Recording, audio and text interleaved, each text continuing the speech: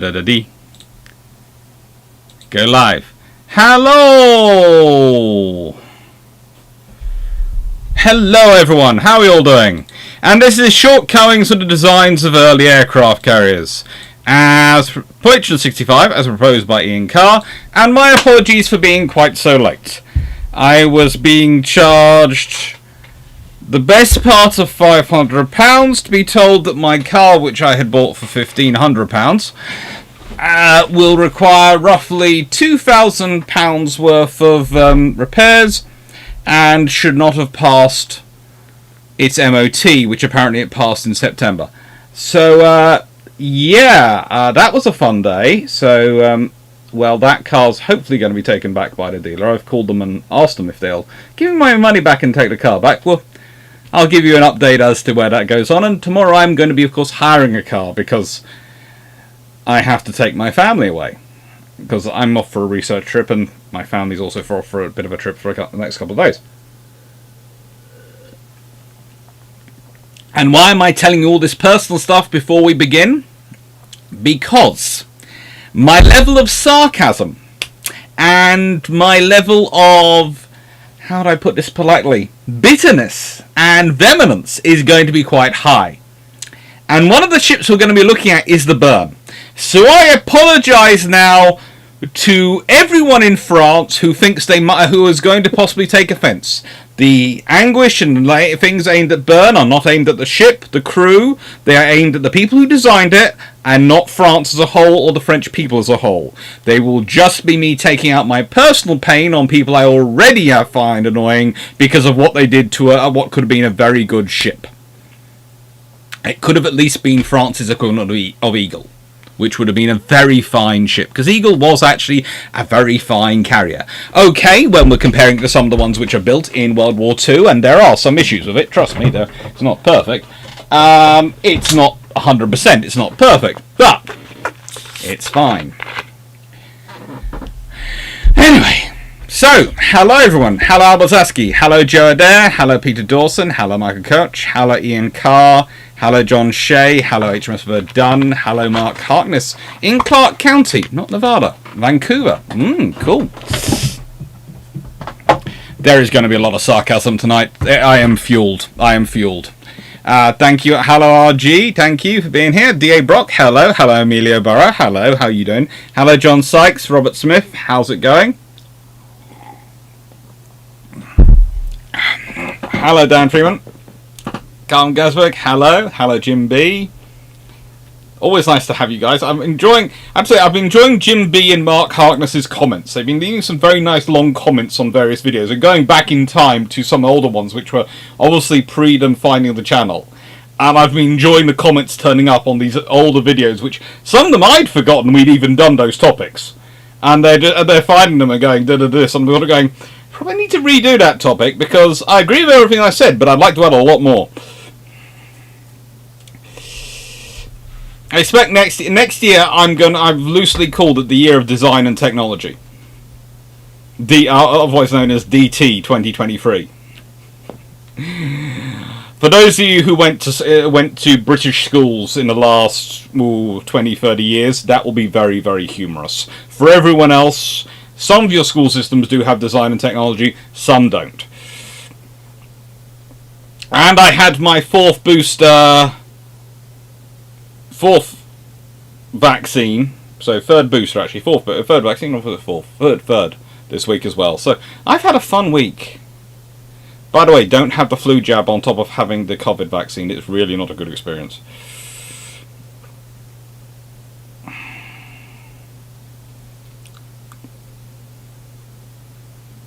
Ugh, COVID, Iron Brew flavoured Lemsip. You need just Iron Brew. Just have the Iron Brew. Did we get new brew emojis? Not yes, I've got some being designed. Well, I'm designing some, but I think we've got enough people just about now for some more brew emojis to be designed. Just have to keep the membership up to keep you having them access to them, I think.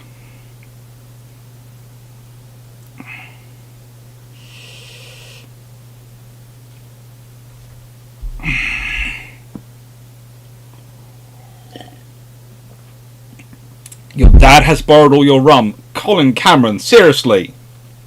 Is your dad secretly Keira Knightley? Again, if no one's watched Pirates of the Caribbean, they won't get this joke. But if he is, and or decides that he likes the name Elizabeth Swann, I'd be very careful about what he's done with your rum.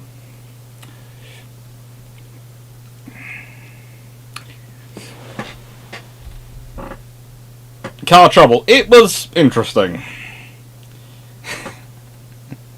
Hey, William Cox. Hello, DGB40. Hello, Colin Cameron. Hello, Nautic Wolf. Hello, Just Vonk. Not the most trustworthy folks, sadly. Car dealers, Volvo tend to be quite good. I'm not sure about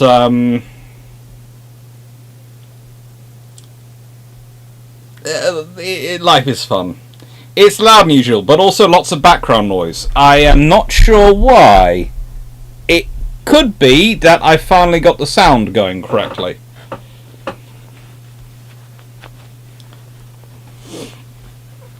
It could be, he says. Default microphone operating on up to 200% capacity. Default microphone is set as... Default microphone should be Razer Siren Elite. Apply. So that should be okay. I'm not sure what the background noises you're hearing.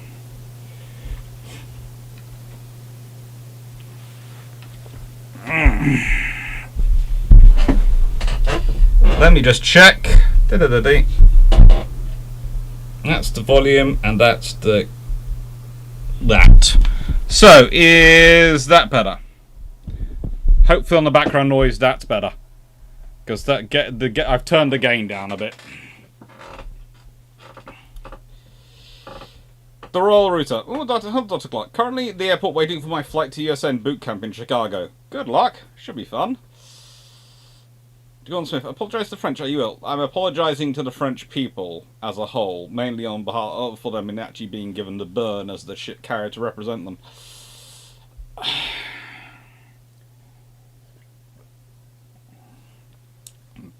And for him, that would be the bubbling sound of rage. I'm a few miles from him, getting an odd echo, which I think is the sound travelling directly. Potentially. H. Smith Button, ouch on the car. At least I call my predication on that sarcasm. One only saves the biggest vitriol for topics you're passionate about.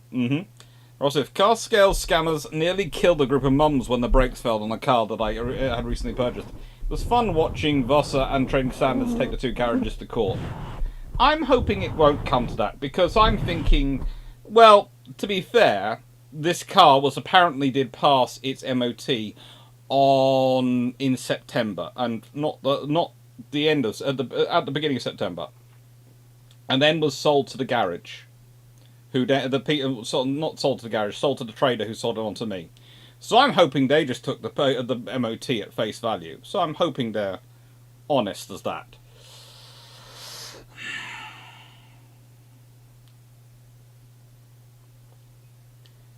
Hang on, MS Teams strikes back. Is MS Teams anywhere near like on? MS Teams should not be on. There is no MS Teams on. As far as I know. That has occasionally caused trouble in the past.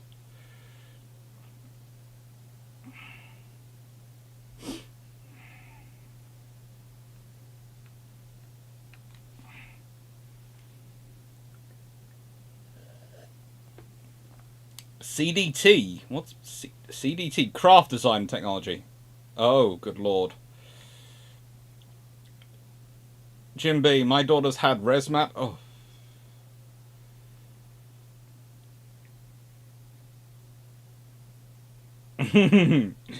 We are not hitting things with a large hammer. Yet.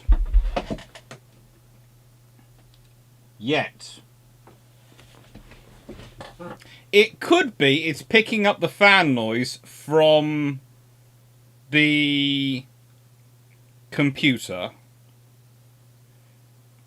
Because, well, I haven't been playing around with fan noise. But it has been left in here running with everything on. in terms of hot lights and everything, set up for live, so I could run back in and start live the moment I got back from the lovely people, so the garage. So that could be it.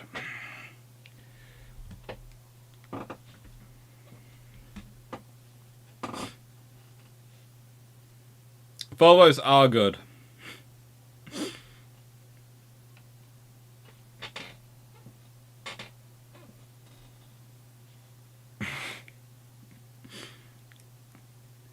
Nice one. Yeah, one shortcut of class is displacement.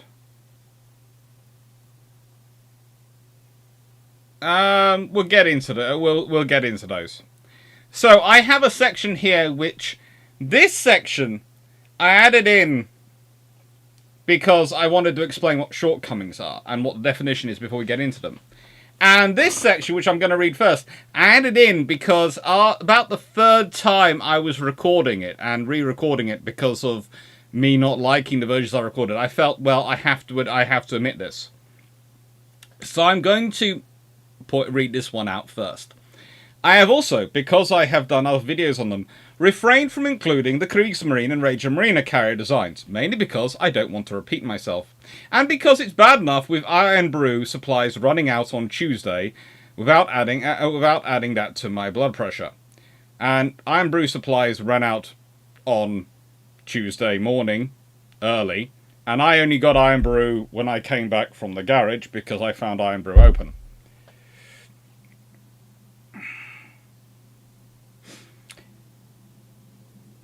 I'm only human, have a heart. I went 3 whole days without Iron Brew. I actually drank Coca-Cola. It was a dark, dark time with no orange light. It was traumatizing. And now this car bill, which frankly I don't have to pay because, as said, the car's going back. But that means I have to hire a car, and hiring cars in the UK are nightmares. But we'll leave that to one side. So, definition of shortcomings. A fault or failure to reach a particular standard. But earlier carriers, of course, have no standards. Because they're first of a new type of ship, surely. Well, this is why we're going to hold them to standards of common sense and logic. I know, strange and scary things. Plus, the more you build, the more standards actually become obvious. So early carriers, I've taken this to mean ships configured as full aircraft carriers in commission during or prior to 1940. So if it's not in commission during to or prior to 1940, it's not covered in this. I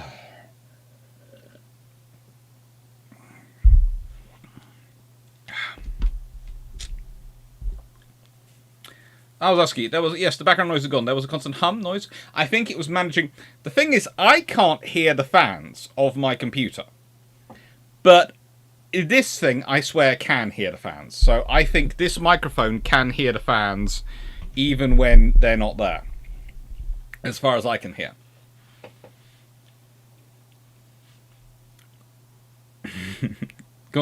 Where is the garage? I could pay a visit to Critical Film if you'd like. No. I will talk to them. Hopefully they will call me back and sort things out and everything will be fine. If not, well, I got it through Auto Trader, and they will sort it all out. But that's all off the topic of history, and I do apologise to anyone who's watching this who's going, why haven't you started on the history yet? I do apologise. It's, as I said, fresh in my mind as I've just literally got back from the garage. The car went in. This is never a good sign, by the way. If your car goes in before 9 AM for a full service, and they call you back at 2 o'clock and go, Mr. Clarke, we need to talk. We think this isn't good news. Prepare for the the news to come with many zeros attached.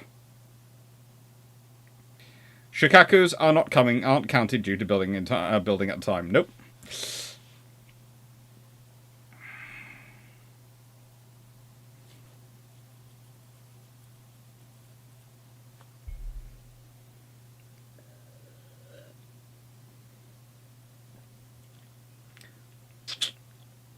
Thank you, Gordon Smith. Thank you. It's very nice to know, and it might end up being taken up, but not needed at the moment. About hiring a car, does your insurance coverage include a car?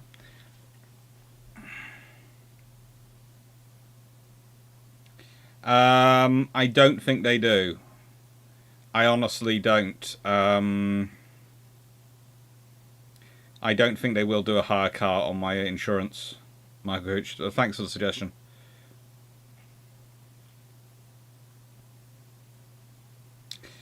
Nice. I'm sure I'm not wrong that if 29 to 32k for Courageous and Glorious, 29 to 33k for Furious as battle cruisers, then Admirals will need to be 40k plus. Yes.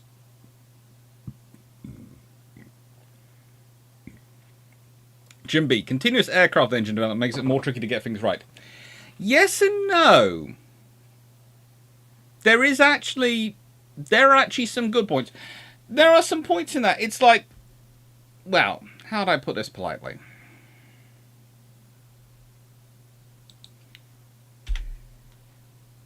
Argus and Langley. And I was going to fix this. I am going to fix this. Give me a second. I was going to fix this after the last recording. I noticed it had gone back to an earlier version for some reason, and I thought, actually, I like the recording, so I'll leave it and not worry about it. But Argus should be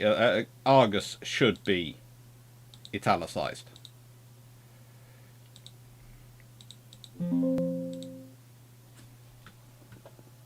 And I'll make sure the speakers are all silent. I love those speakers, I really do. There you go. Isn't that good? Now, Argus and Langley. I don't think you can really critique these carriers too much. They are, in many ways, first carriers of their nations. They are flush deck carriers. And as we all know, that turns out to be a really, really bad decision from a commanding ship perspective, from a aircraft landing perspective, because actually an island is kind of useful as an aircraft's coming down in judging your height above the flight deck and giving you some extra visual pointers to indicate your landing point. But mostly, I think the thing we can critique these ships on is that whilst this is still in use in World War II, this is not. And I cannot see the earthly reason in 1936 that the US Navy needs to get 12,900 standard tons. Because honestly, the systems are all breaking down anyway by converting that back to a seaplane carrier. And honestly, converting it to a seaplane carrier isn't helpful because you've got a fair number of those anyway. But having one of the Langley wandering around as a training carrier, much as Argus was doing, then possibly being used as an escort carrier, etc., and various other roles like that, would have been actually very useful. So the thing is about these ships is, no, they're not the best carriers ever built. They are by far not. But they are very early carriers. And yes, they are hulls with cardboard lids. And one of them does look like it's an early version of the Ranger style scaffolding. But leaving that to one side, there is nothing inherently wrong with them when they are first built. They are you building a carrier and building out something to land aircraft and take aircraft off at sea, and it makes sense. Yes, Ian Carr, Argus did have a retractable bridge at one point. You can see it in this picture. It raises up in the middle of the flight deck. That is not an intelligent decision at all. That's not. Having a flight deck having a bridge and a conning position that rises up in the middle of your flight deck, which means you can't let aircraft take off and even aircraft landing is a hazard, is absolutely moronic, and we can all agree is not a product of anything other than a lack of common sense. Because, let's be honest, here is the actual conversation. We need to have some bridge space to look out. Where should we stick it? In the middle of the flight deck. No point in someone go, but what about if aircraft are taking off and landing? Because that's the purpose of the flight deck, right? Oh, you don't say that. We'll put it to one side. In Langley, they put it to one side. In Argus, it's in the friggin' middle of the flight deck. I'm going to need a lot of Iron Brew this evening. Send supplies.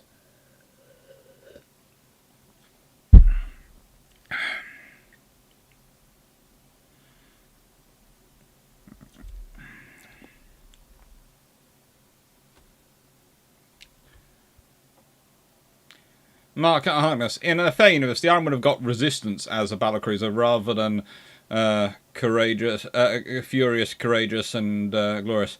And then Admiral Hull's hull carriers. But, well, yes, that would have been a far more sensible universe. I would, frankly, a third renown class would have been brilliant. And before people say, how would the Royal Navy hold on to it? Well, I'm sad to say, because she's one of the prettiest ships ever built. And I mean, she is one of the prettiest ships ever built. But HMS Tiger might have had to go. And honestly, if she'd gone, that would have been sad. But the British would have had 4 battle cruisers.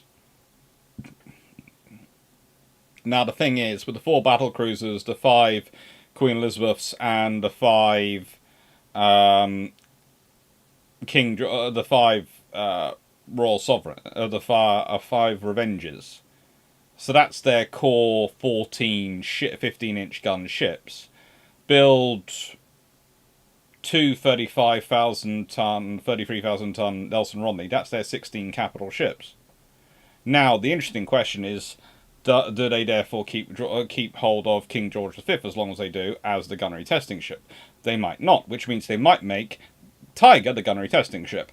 And if they make Tiger the gunnery testing ship, that does offer some very interesting things potentially for World War II. But we'll leave that to one side, because Tiger could have been an interesting vessel to have had operating around the world as a gunnery training ship in World War II.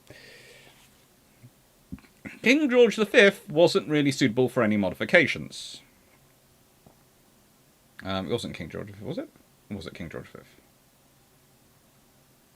What was the gunnery training ship? Was it? I keep calling it King George V, but that might be the wrong one.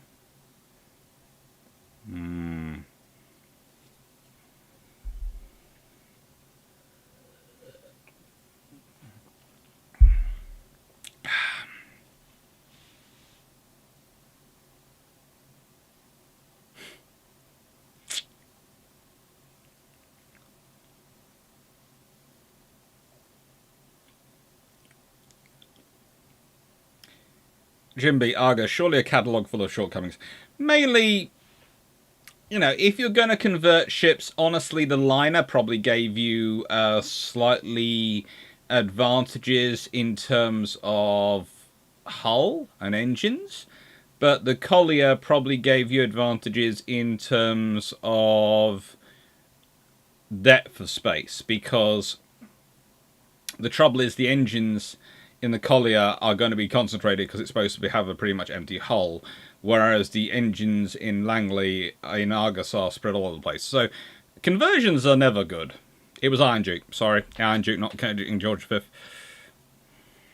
And Centurion was kept as a depot ship. So yes, so at the point, Iron Duke might become the depot ship and Tiger the gunnery ship. Considering Tiger was worn out, yeah, but she's still been a better gunnery ship than Iron Duke.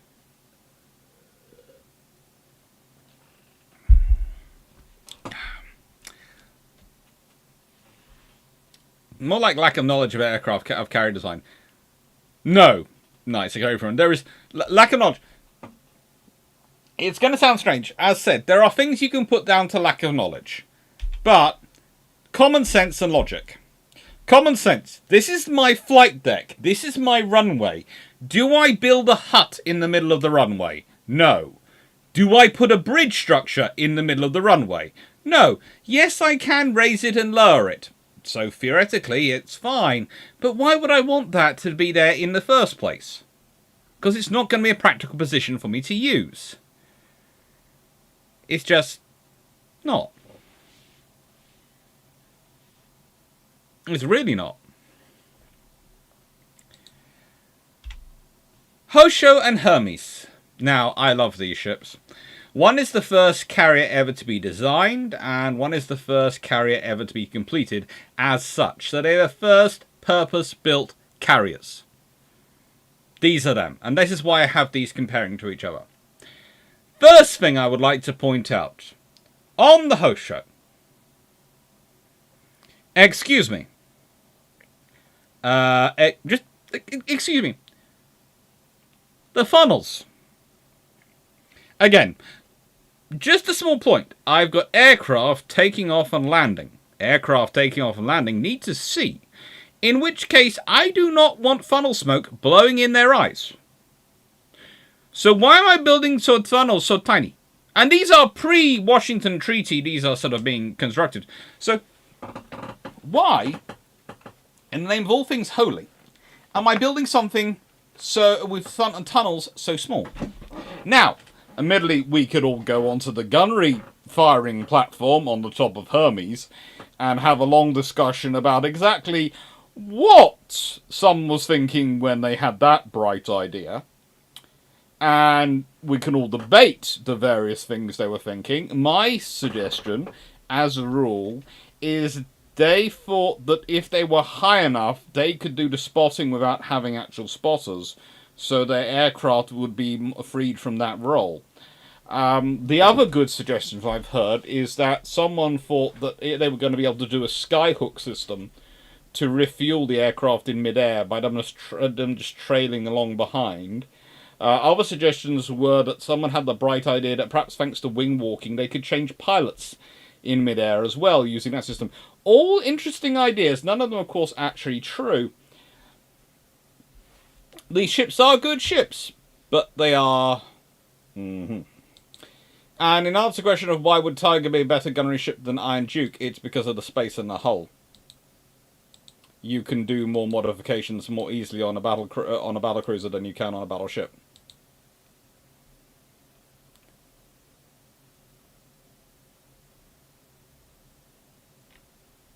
Wow. I haven't written an article about dirty bombs in a long time.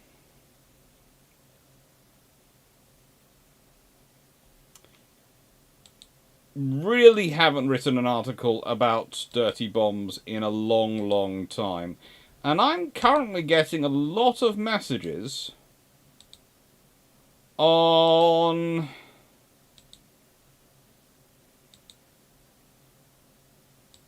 Facebook and Twitter from people going, I've read your article, how likely it is for Russia to drop a dirty bomb?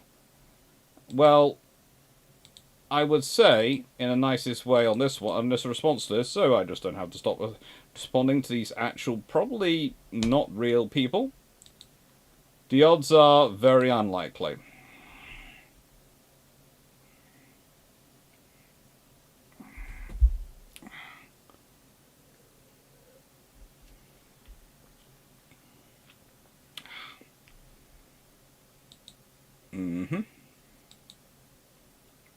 Let's see, can I find my list of notes?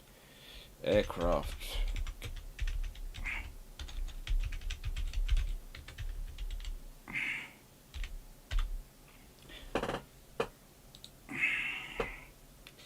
Saying that, and I do say this in a much loving way, both these ships have places in my heart.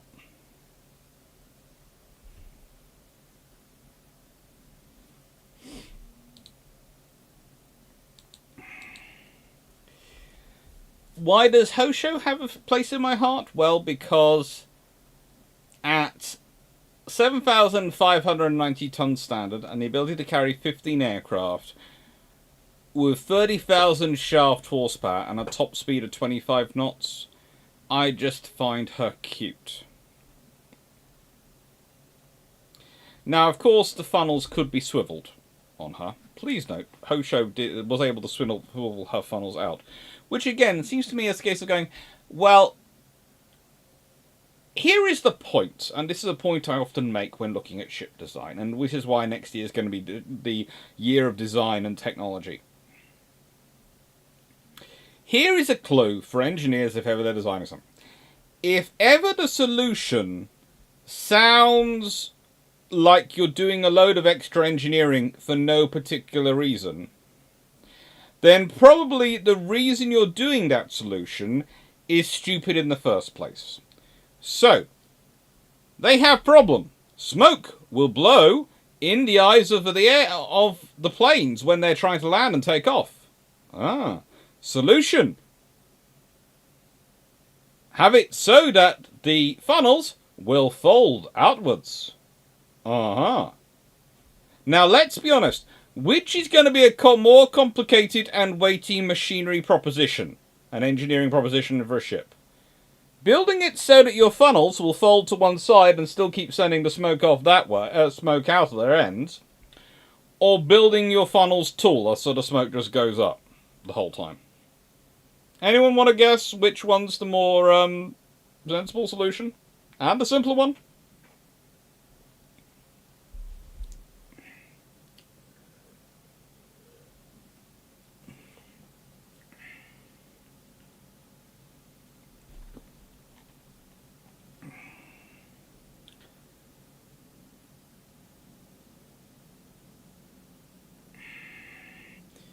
Basically, and that was a nice escape from you. You just asked, how did Hosho avoid being sunk by the OSN? She spent the entirety of the war in Japanese home waters, pretty much. She did participate in the Battle of Midway in a secondary role, but other than that, was home waters training for the entirety of the war.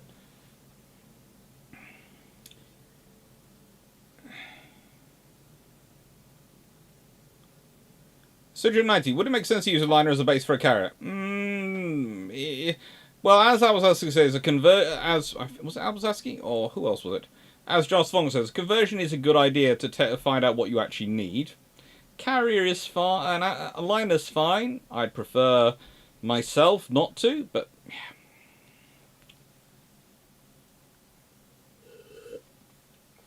so the Hermes was the genesis of the RN use of large and average island structures on carriers.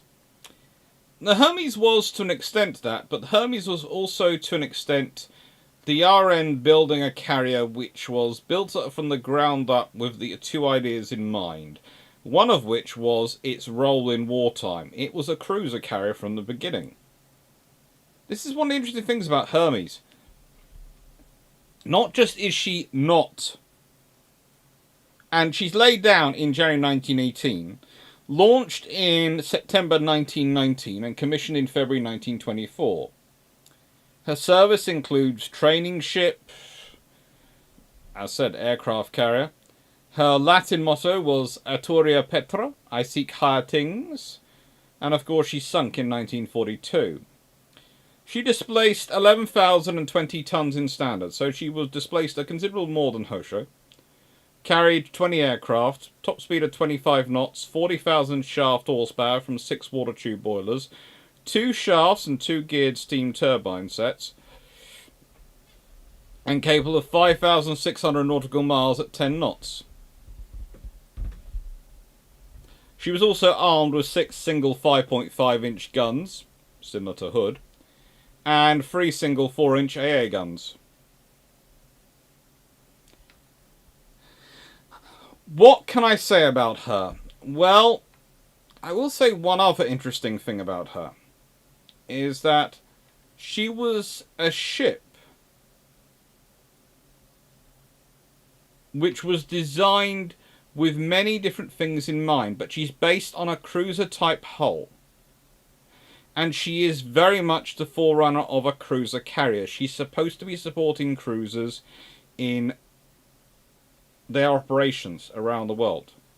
It's, as I've mentioned before, the RN towards the end of World War One stopped building for fighting World War One and start building for fighting what they think the next war is going to be, because they think they're going to not get much construction during peacetime. Because remember, this is a Royal Navy which has a long memory. They remember what happened after the Napoleonic Wars. They remember what's happened after every major war. Massive, deep cuts and a building freeze for at least a decade or so. So in other words, they need to start building stuff which they're going to need while they're still getting the funds to build it. And so Hermes is built as this sort of cruiser carrier to back up cruisers and provide them with support. The trouble is, she was built in the same yard as Eagle was being converted from a battleship to an aircraft carrier, which meant there was a leisurely pace in her construction, whereas Hosho certainly had a bit of speed about her.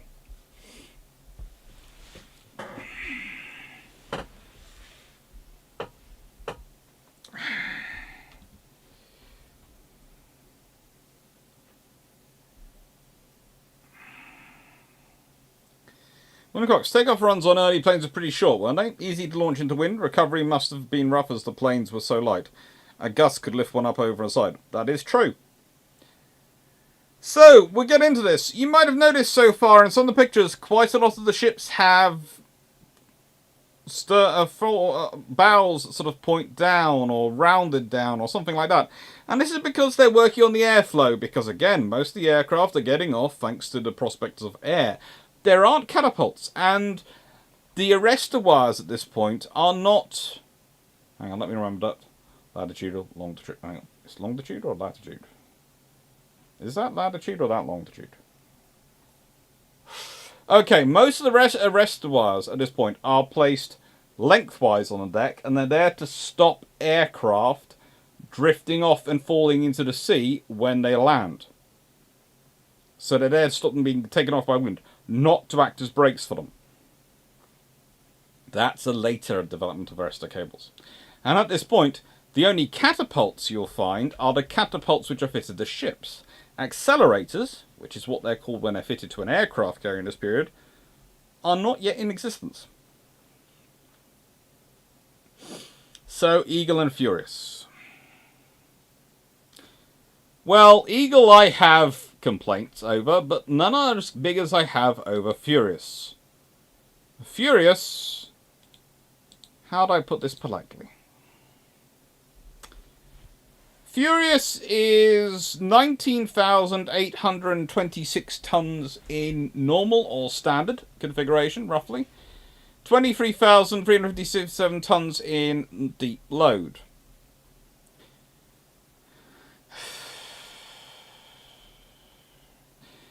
They do put in that lovely flying off position forward. Now, this of course makes sense when aircraft require less, and it's a kind of a forerunner of an angled flight deck.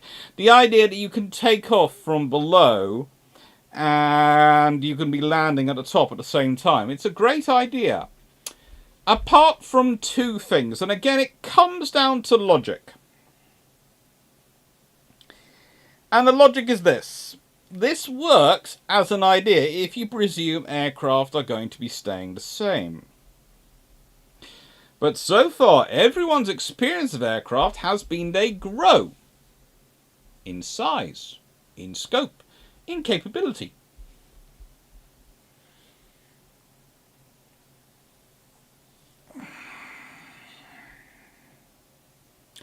They grow.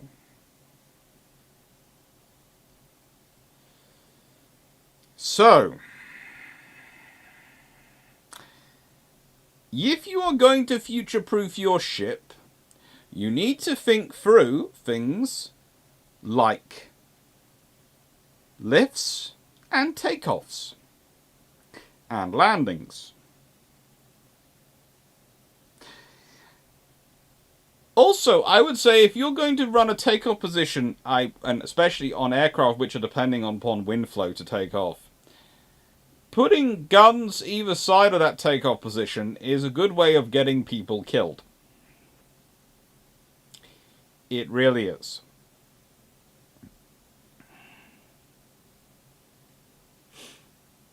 Goldsmith, if I was in charge of the RN ship design and my brother-in-law was the pilot in the FAA, I would put 2 armoured bridges on the deck. Do you really dislike your brother-in-law that much?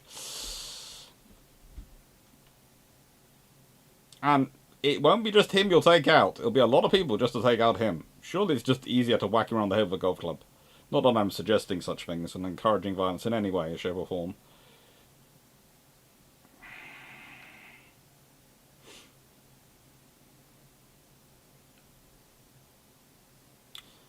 I'm not so sure if I asked, but if Eagle isn't sunk in 1942, what does she do from 1943 till inevitable scrapping after war? She probably becomes one of the carriers.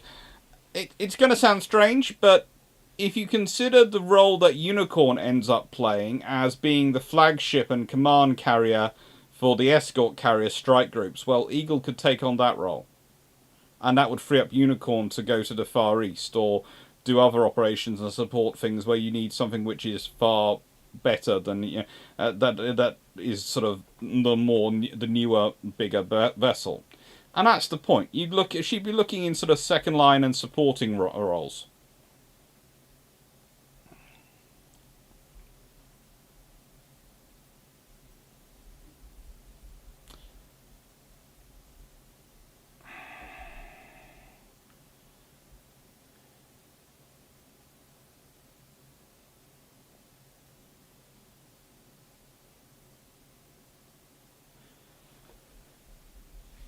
William Cox, longitudinal are axial lengthwise. I thought they were going to be longitudinal.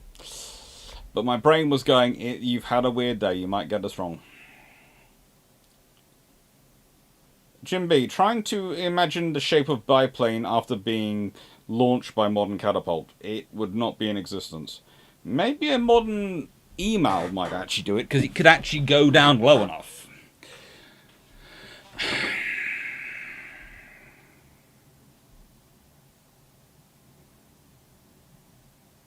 In Caen, a few years ago, aircraft were taken off from secondary turret tops. Yes, but again, the ships were running at full speed when they were doing that. And again, the aircraft have been getting bigger. This is one of the things you can say and point out and go, well, a few years ago they were doing this, but the aircraft that were doing that were a lot smaller than the aircraft which are now being expected to operate from these ships. And they're getting bigger. They didn't refit Furious to being a single deck prior to World War II. That is, how do I put this? It's one of those questions which often comes up. What they do is they de facto stop operating from the lower deck and close it, seal it off, and put more guns down there. For most of her career in World War II, she carries more aircraft, but at this point she has more guns, and she has another, I think it's a twin 4-inch mounted centerline on the forward, and twin 40mm or quad, is it twin pom-poms or quad pom-poms? I'm never quite sure, I can never really remember, mounted either side of the gun positions, which you can see here. So basically what they do is they just go, right, and we'll just seal these doors because the aircraft can't use them and stick a twin 4-inch there. They do not extend the ship. They do not do a major reworking on the ship design. And actually, that would be better. Because again, if you're building carriers like this with a whole single flight deck, and you're building carriers like this with a whole single flight deck, and you got a carrier like this with a whole single flight deck, and they're all working fine, which bright spark goes, you know what, I'm going to do this, because this is a short-term solution. Whereas if Furious had been built the whole way through with a continuous flight deck, even if she was in the flush deck configuration, but a continuous flight deck, then she would have, A, have more space for aircraft storage, but B, would have been far more able to service larger aircraft as time went on.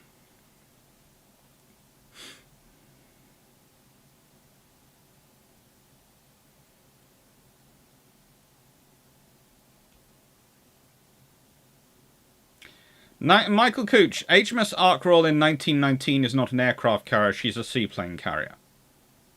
Yes, I know she was fitted with a sail, but she's a seaplane carrier, not an aircraft carrier.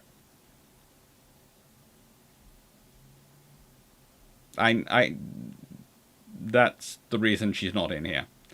I haven't included the seaplane carriers, otherwise I'd be having to talk about Ben My Cherie and all the issues she had with her fuel systems. And there is the burn going to be in here. That's going to take up enough of the time.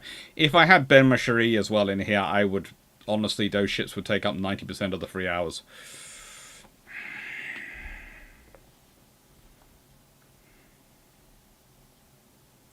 Ryan Cash, did the RN start the lower deck? I know the IGN loved it too. They both started at about the same time. However, it's now time for the burn. Right then. So, here is where you know someone had some bright ideas. And they were not the really smart French engineers. They're not the really insane French engineers. They are I'm not sure who they let out of the back door to come in and design and do the stuff on the burn, but whoever it was had no concept of an aircraft carrier or carrier operations or any idea at all. And this is despite the fact that by the time Burn enters service in 1927, she is commissioned in 1927. By this point, in commission are Argus, are Hosho, are Hermes, are Eagle, Langley. All these ships are in commission. All of them. And yet still, the bright spark in the ship and design of engineering the ship comes up with some of the most ludicrous designs known to mankind. Let's start with the lifts and work our way down, shall we? We shall, because I'm in charge and I get to pick where I start on her. So let's start with the forward lift, the fighter-only lift. Right then, here's the bright idea. Because they're worried about the aircraft, the fact they only have they have the lift, and if it's down, there will be a hole in the flight deck, which might restrict aircraft taking off. No, they have an idea for that. They put a roof over it and a cover, which aircraft can fly over. But this means when it comes up, there's now a box on your deck. Yay! Isn't that smart? And just think of all that extra weight. Think of it. Isn't it fun and complication and difficulty? And we haven't even got to the best part yet. No. This forward lift causes restrictions below. We won't get into those just yet because we've got more fun.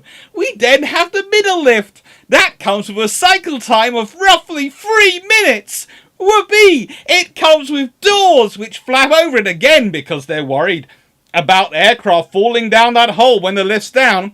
And it's a very heavy lift which goes all the way down. But the forward lift can take fighters. This lift can take scout aircraft. And it's the aft lift which can take torpedo bombers. But again, it's got those fold down roof. It's got doors above it to stop aircraft going through.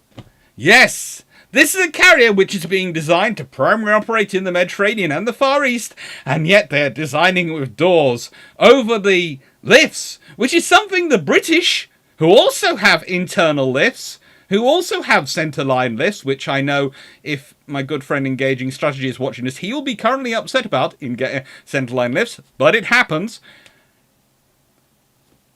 No one else does it! No one else thinks, you know what, we're going to put massive heavy doors here. No, it's only the French.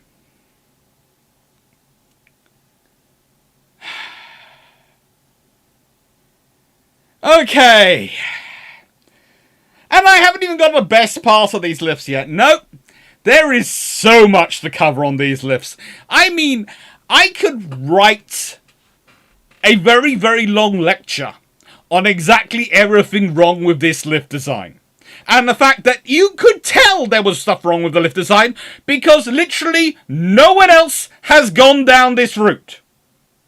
Not a single other person has gone down this route.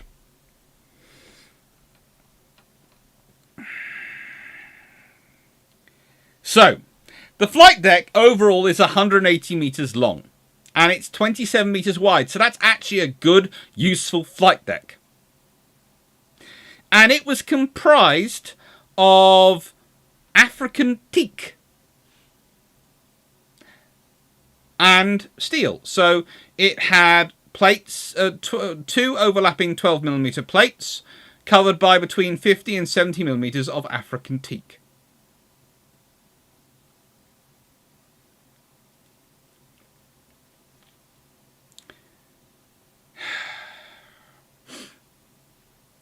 She carried a pair of seaplanes and a crane aft to deploy them, so that they could be for use when she was in harbour. The elevators are all electrically powered. Fine. The forward elevator can only lift 2,000 kilograms. That's 2 tons or 4,400 pounds. And it measures 8 meters long by 12 meters wide. Please note the hangar is only 15 meters wide. It's only 15 meters wide. Okay? Bear that in mind when we start talking about the rest of the the ship's how do I put it? The rest of the ship's lifts.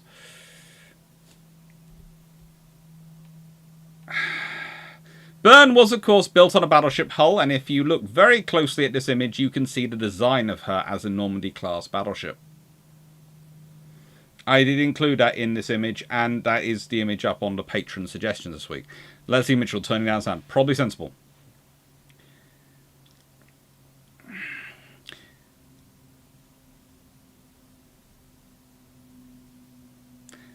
Nice one. Byrne should have come much earlier, then she'd be experimental, but France was bankrupt.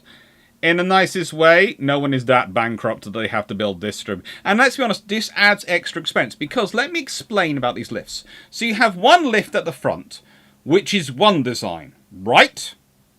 Okay, so you have one lift at the front, which is one design.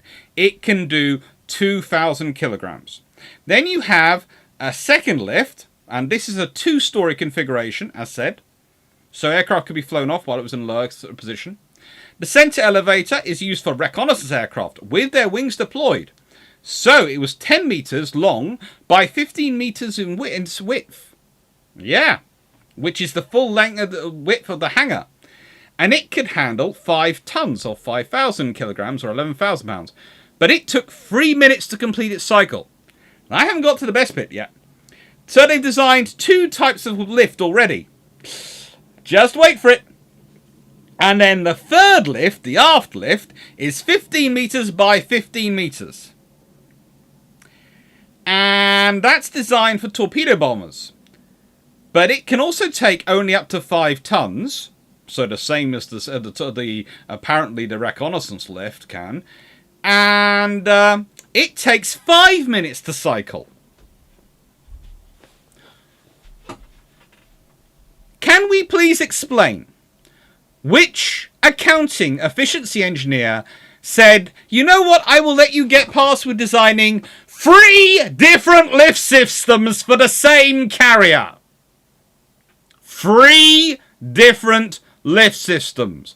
I do realise the British have some with 2 lift systems, but even then they are just variations on the same lift design. They have the same cycle time, the same engines, they just have a different shape. They don't have completely different systems with completely different cycle times. They don't. Now, this is then the point where we start to go lower. Let's go down to the upper hangar. Not the lower hangar. She has 2 hangars. Right then. The upper hangar, that's 124 meters long. The lower hangar is pretty much workshops and aircraft assembly and storage facilities. Okay? The nominal width of the hangar is 19.5 meters. But because even in the upper hangar, because it's so difficult to get stuff out of the lower hangar, they have to have equipment, ready-use weapon storage racks, and some components for maintaining the aircraft, it's effectively reduced to 15 meters wide. So the hangar is reduced to the width of the lifts. Okay? And it gets worse. They have a bright idea, and this is... People often ask me, where do the Germans and the Italians get their bright ideas for aircraft in their hand carriers to be on rails from? And everyone traces the Italians and the Germans, and they go, the Germans are just over-engineering things. And that is true. But the Germans don't get their idea from nowhere, no. Because instead of copying the British, who operate the most carriers in the world at a time, or copying the Americans, who operate some of the largest carriers in the world, or copying the Japanese, who are their allies, who will share the technology with them, nope. They look at the French for inspiration. They look at this ship and what the engineers have done to it for inspiration. What? Okay, so here is how they do it. They have 3 overhead rails in the hangars, in both upper and bottom, to move aircraft around on. And by the way, the lifts do not service the lower hangar. They don't go down to it. So what they did was, they fitted rails on the underneaths of the lift. And so they slide the aircraft along the rails onto the underneath of the lift the lifts up, and then slide them off the rails to prep them in the upper hangar before putting them back onto the hangar, onto the lift, to take them up to launch them. If that is not the most complicated system of aircraft management ever devised and actually implemented, I cannot think of one more complicated. But I can top it even better, because there are actual accounts of people when they were moving the aircraft backwards and forwards. If they were trying to do it in a rough sea, the aircraft would sway on the rails. Because that's what happens when you have a heavy weight dangling from your ceiling on a ship. It starts to move backwards and forwards. It's not safe for the crew. It's not safe for anyone.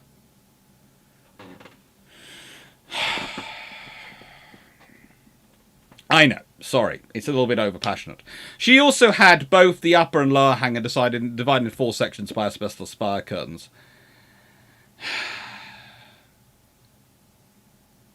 It's just...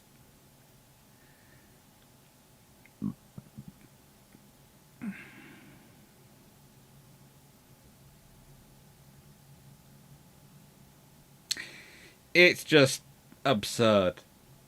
And the point is this. Yes, it takes her years to be completed, which means they could have taken advantage by watching everyone else operate their ships and go, oh, and here's how you can make life easier. You could actually have got rid of this forward lift. And you could have designed 2 lifts, probably the same size as this. Probably would have had to be this size if you want them to go up with their wings outstretched. Or I don't know why you are having them go up with their wings outstretched. They don't need to. That's the whole point of having folded wings.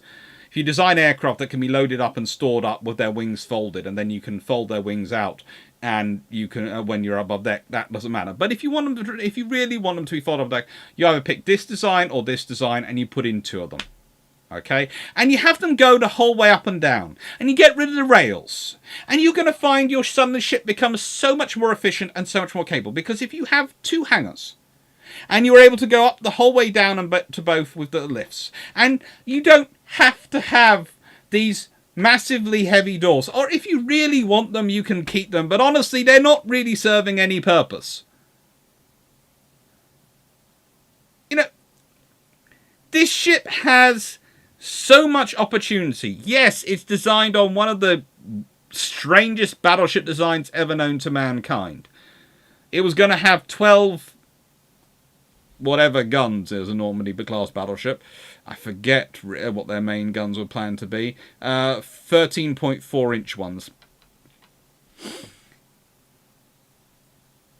It would have been not much use. But if you're going to take off the engines, etc., it gets worse, actually. No, I will get into the engines as well. So, it gets worse. Okay, it gets worse. I'm going to answer some questions, but I just want you to know it gets worse.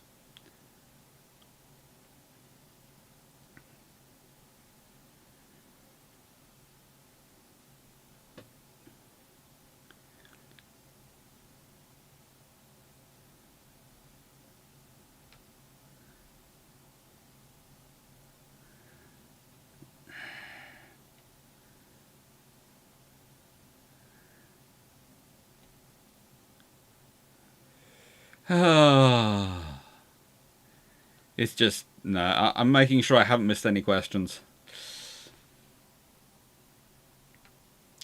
See, Dr. C's bruise levels have gone off the scale and the face of Le Holmes Francis. It's an insult to France that they built this ship. The French are capable of so much better. This is the thing. I will critique any nation which I actually feel is capable of building better. I tend to be nice about Soviet cruisers because honestly I don't expect them to do much better. Did they literally put a flight deck over the turrets? No, they did get rid of the turrets. Peterson, 15 meters equals 49 foot, so that's the maximum width of aircraft if not folded. Yep.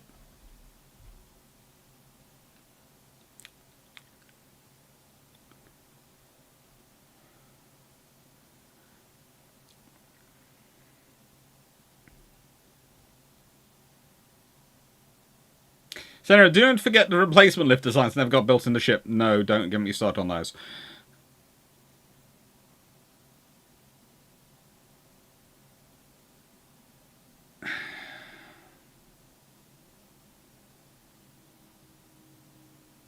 So anyway, how about Tumblehome with 2 additional flight decks, partly on the Tumblehome, partly on Outriggers? You're just trying to cause me stress now. Honest, is it true that the throttle controls on IJ aircraft operate opposite to the way the throttle controls on IJ aircraft worked?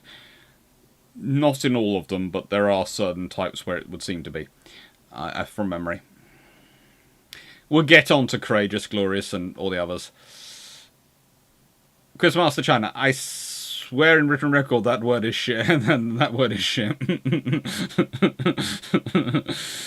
Go on, Smith. You have to give it to the French engineers, though. Very clever and ingenious. That being said, they don't worry about utility, logistics, and practicality. William Cox. Italians did the rail transfer thing in their cruiser submarines. Gagniacs, torpedoes back and forth. It was probably an engineering fad at the time. Yeah. What's the height of the aircraft carriers? The hangar height of the aircraft carriers.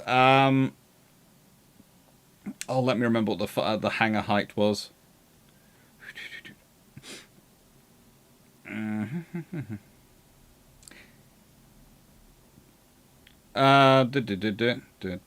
The hangar height, upper hangar had a height of 6.5 meters, which was reduced to forward. Please note, this is the other thing. The upper hangar is 6.5 meters high. The forward part of the hangar, which is supposed to be for fighters only, is only 5 meters. Why? Because they needed 1.5 meters as space for the accommodation of the aviation crew, of the air crew, and of the... Excuse me, this is a battleship. It's literally designed for thousands of personnel, plus you have all that empty space forward. There is plenty of space you can do for it without taking it off from your hangar. Sorry, it really starts to annoy me at certain points. The lower hangar is, I think, roughly the same again, 6.5 meters. Okay, so... Now, you would think I would just be talking about the aviation facilities of this ship. But no, I'm going to talk about its engineering in a second after I've got through the questions. I did say I'd get through the questions. I will get through the questions. I'll not be distracted by their engines and the stupidity of their engines. Michael, so basically saying that we owe the French a big thank you for subtitling to German and Italian carrier programs. We possibly do. Was there a locomotive for the rails? No, it was all hand moved. How many different types of ammunition did she have? Well, she had all the ammunition for the aircraft, plus she had 8 6.1-inch guns, 6 3-inch guns, 8 37mm guns, that's 1.5-inch gun, 12 8mm machine guns, and 4 torpedo tube launchers. Torpedo tubes. Just for fun. Hi, Jack Ray, you're gonna be having a lot of loudness. Quizmaster, China, the over-engineering arms race between France and Germany will go down as one of the most unsung glorious study in the art of war. Yes.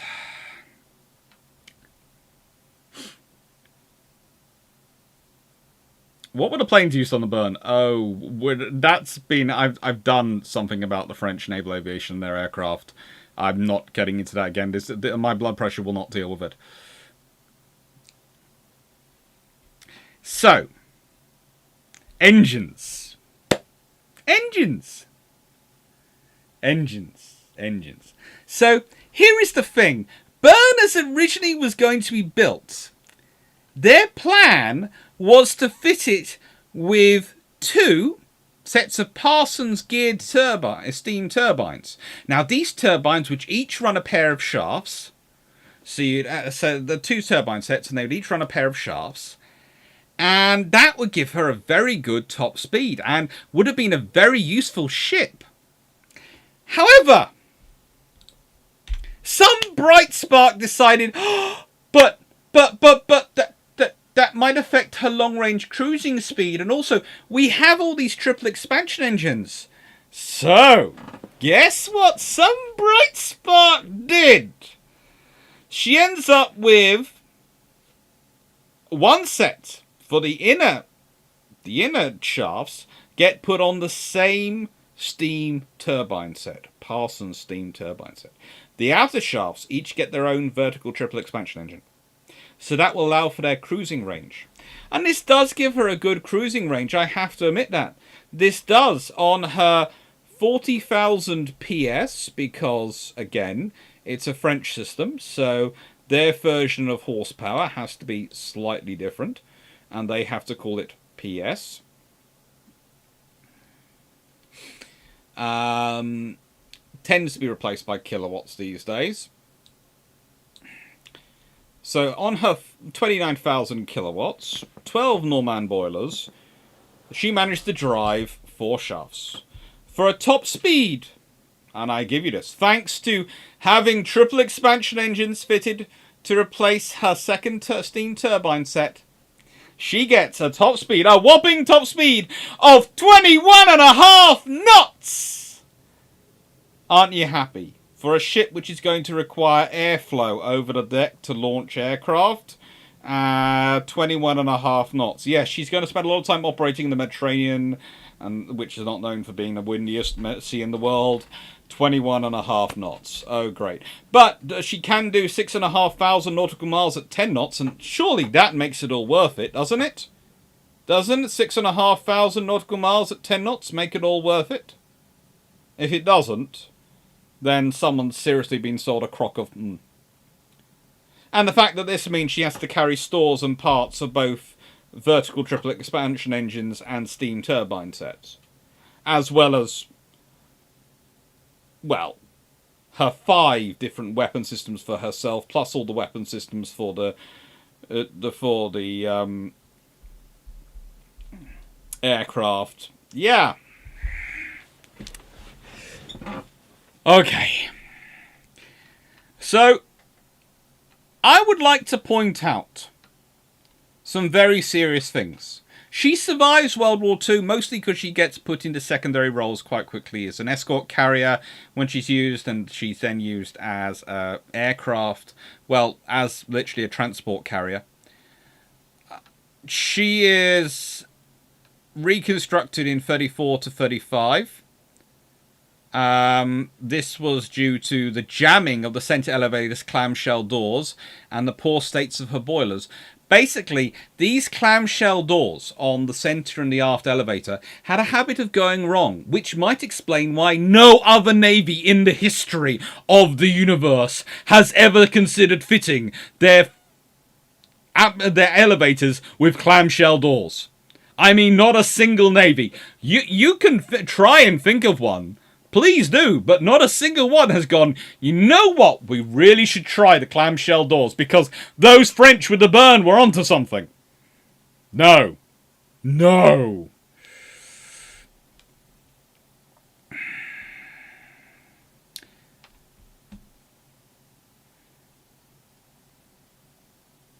They felt that they could fit it with geared turbines at this point in 1934 to 35, with geared turbines and new boilers for 60,000 horsepower, and that would give them a speed of 23.4 knots. And installing bulges to provide better protection against torpedoes would reduce that to 22.3 knots. However, the Minister de la Marine at the time didn't believe the money was worthwhile, and frankly, it couldn't keep up with the Dunkirk class fast battleships, so yeah, no, not doing that. Jack Ray, thank you. You've gifted memberships again. So, I'm not sure how that happens. We've had that subscription before, but thank you, Jack Ray, for that. Yeah.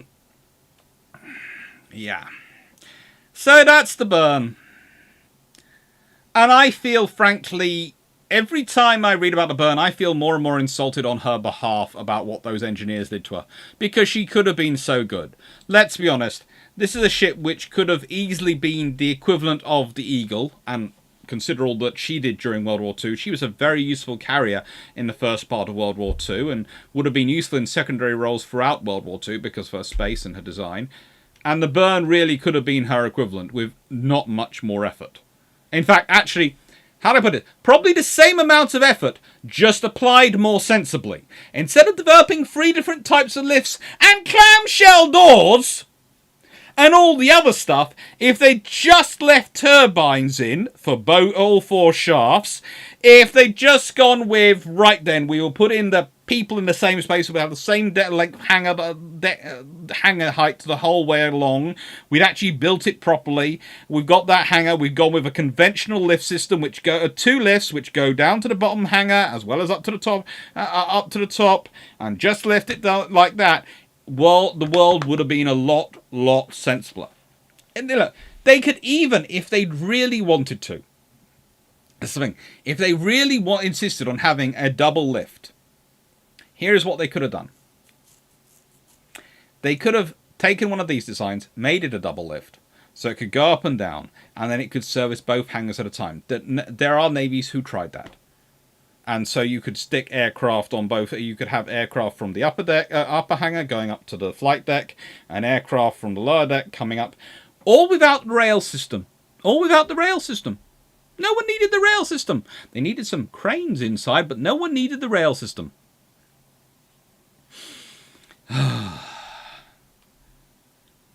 So anyway, whenever I hear about a bad ship design, I figure ways to make it worse. I'm really struggling here. Nice hearing. Why did Burn survive post-war? Basically, yeah, it just survived. Good entertainment playing Supreme Commander. Glad you're enjoying it, RG.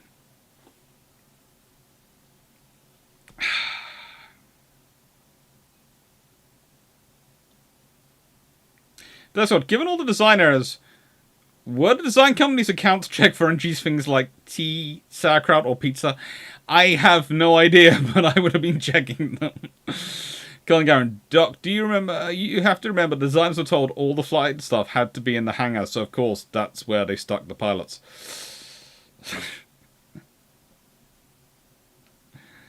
I'm not sure if the Vought V156F dive ones could actually fly off this thing. I know they think they could in theory, but I'm seriously doubtful of it. Jimby, I think this might be one of our doc's Room 101 items. The designers of the burn would definitely be in Room 101.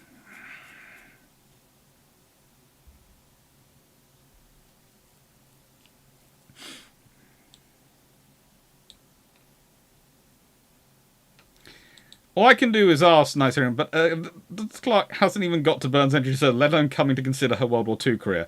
I'm not going to do her service career, because if I do, I will just be crying at the end.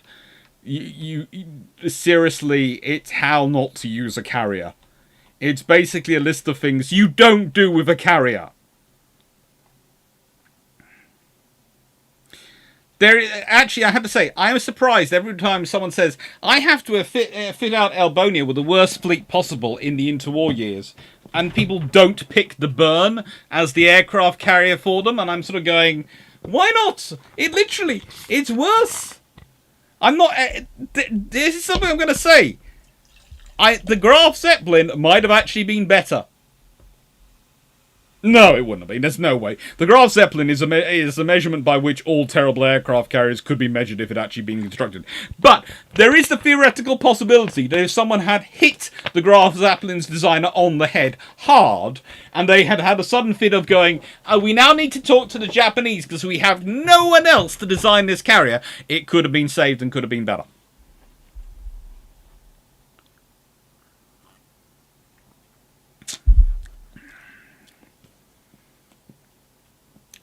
Dana McCall, there are US standard battleships faster than her. To be honest, the Royal Navy had patrol ships which were faster than her.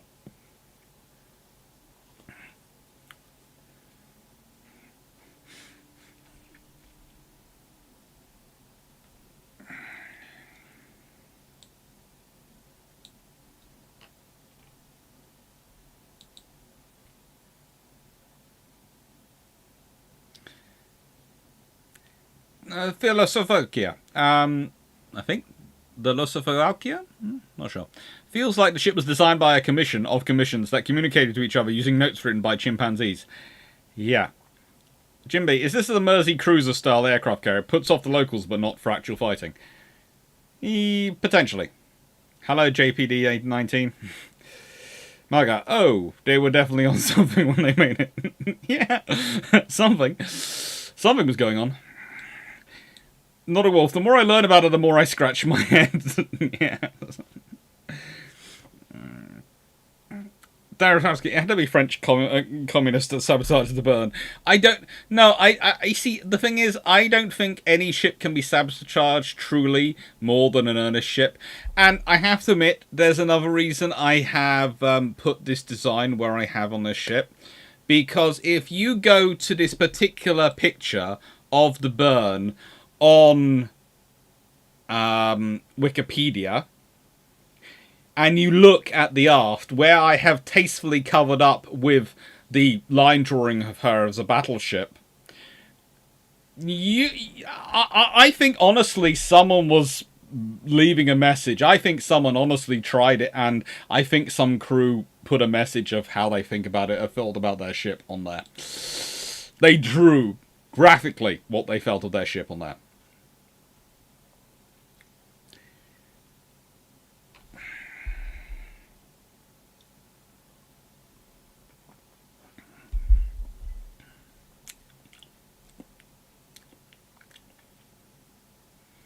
Absowski, torpedoes on a carrier. If an enemy is in torpedo range and you're in a carrier, then something went terribly wrong.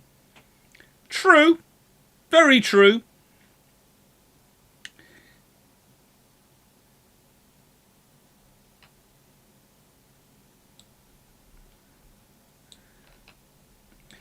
Maguch, could Burn have operated Blackburns? If so, could the world have conquered with that level of concentrated ugliness? You see, here's the thing. I wouldn't say the burn is actually ugly. That's the interesting thing about it. Although, I do think someone with a love of postmodernist architecture has had a bit too much time designing her. If we all consider that lovely design around the underneath the supporting sponson of the island structure, if we look at that, you can truly think something interesting happened there. And also, again, you have all that space forward. You have plenty of space if you want to set up an officer country or an aircrew country forward without reducing the height of the hangar.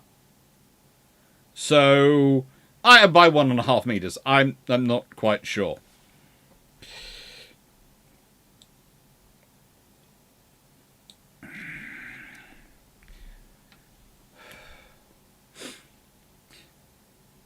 RG, I agree on hitting the Graf Zeppelin designers on the head. It was a waste of a good ship. Yep.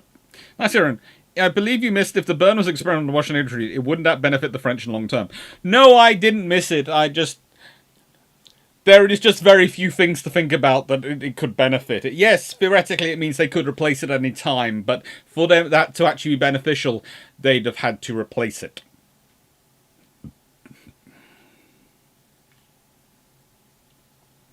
JPT-19, I agree she's not terrible looking, just doesn't do what she needs to do. The secondary casements look pretty tough. William Cox, Germany had no doctrine for use of carriers. Consider her position and the array of capable enemies in close proximities. Carriers are force projectors. Where was the force needed in such a way it was not risking disaster by interception?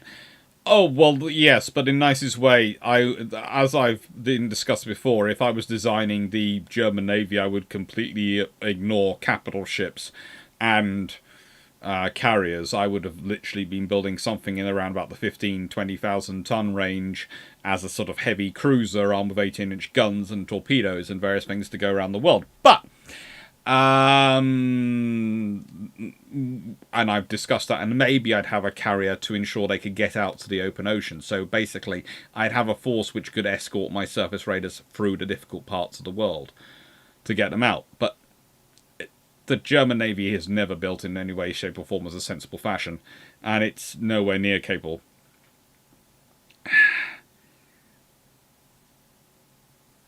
Michael Patton, I'm sorry you're laid up with a bad back. Hope it gets well soon. The carrier could have been used as a force multiplier for such a group if you got them out to the Atlantic as well. But let's move on. Let me stop bashing the burn quite so much. I'm not sure how long that was spent on bashing the burn. Oh, the memberships are still there. Memberships are still being gifted out. I think I've seen about a couple go, so I think there are still more. I think Jack Ray very kindly gifted 5 memberships. Glorious and courageous. Okay, let's start off with the Royal Navy have now, by the time they are being built, has got Furious in service. It's trying this idea. But it's also got Eagle, Hermes, and Argus in service. So, why in the name of all things holy are they still trying to keep with the lower takeoff position? Even the Royal Navy at this point is going, but not all the aircraft can fly off it. Even the Fleet Air Arm, poor, benighted Fleet Air Arm, those poor people caught between the Air Ministry and the Navy going, someone actually look after us. We're the unwanted godchild. Are going, hang on, what is this about? And yes, in theory, it's very quick for you getting your fighters in the air and providing that takeoff position for your aircraft to take off from, in terms of getting fighters up for air defense of the fleet and all that sort of thing. However, the Royal Navy had already by this point started going, well, in a pre-radar world, there's no point. At the moment we start launching aircraft on visual sighting of the enemy, the aircraft will never get up in time. So they're already starting on that sort of process, as I've said before, of the US Navy and the IJN, the USN IJN start going down the Alpha Strike route, the big BAM! We're going to send everything and smash! And the British are already starting to go around the, we'll keep up a constant rate of operations, we'll keep up a constant cap over the task group and a constant strike and keep doing this. That sort of move. Whereas the others are going, pow! And so this doesn't fit with the doctrine as it's developing. This is the point. It doesn't fit with the doctrine as developing. Why are you adding it in? You're not doing that. That's not how you're operating. And that's all space you've lost.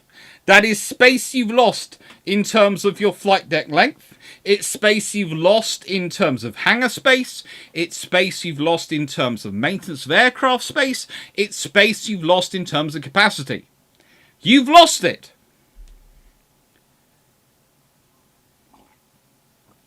And here is the other point. As Knight 6831 has mentioned about 3 or 4 times in various parts of my channel when this is coming up, Courageous and Glorious are built frigating light. Let me put it this way. The limit of an aircraft carrier allowed is 27,000 tons. Furious is 22,900 tons as converted. Courageous and Glorious are 24,600 tons as converted. Roughly. Okay? They've saved 2,400 tons.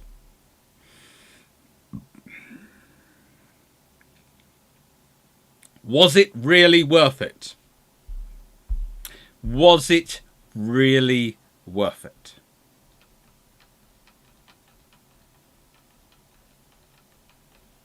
I don't think so. Honestly, I don't think so. I think with a few thousand extra tons, they could have had far better vessels. They could have had them far better armed in terms of twin 4-inch guns. They could have gone with almost an early version of the armoured fleet carrier. And they could have carried more aircraft. And there is the fact that the British, they do start out with armour. They do have 0.75 inch, 1 inch on the deck armour. That's on the deck, not the flight deck. So that's at this level. They have 2 to 3 inch belt armor, they have bulkhead armor of 2 to 3 inches, and they have torpedo bulkheads of between 1 and 1.5 inches. They can carry 48 aircraft, they've got 30 knots speed, they've got geared steam turbines, 18 boilers, 90,000 shaft horsepower deployed over 4 shafts. Oh, and by the way, they can also do 6,630 nautical miles at 10 knots. Amazing! They have steam turbines and they can do 6,630 nautical miles at 10 knots. I am in awe. Apparently, please note, you can't do that according to the designers of Burn without vertical triple expansion engines. No, you can't. Without the triple expansion engine, you can't get 6,000 nautical miles on 10 knots.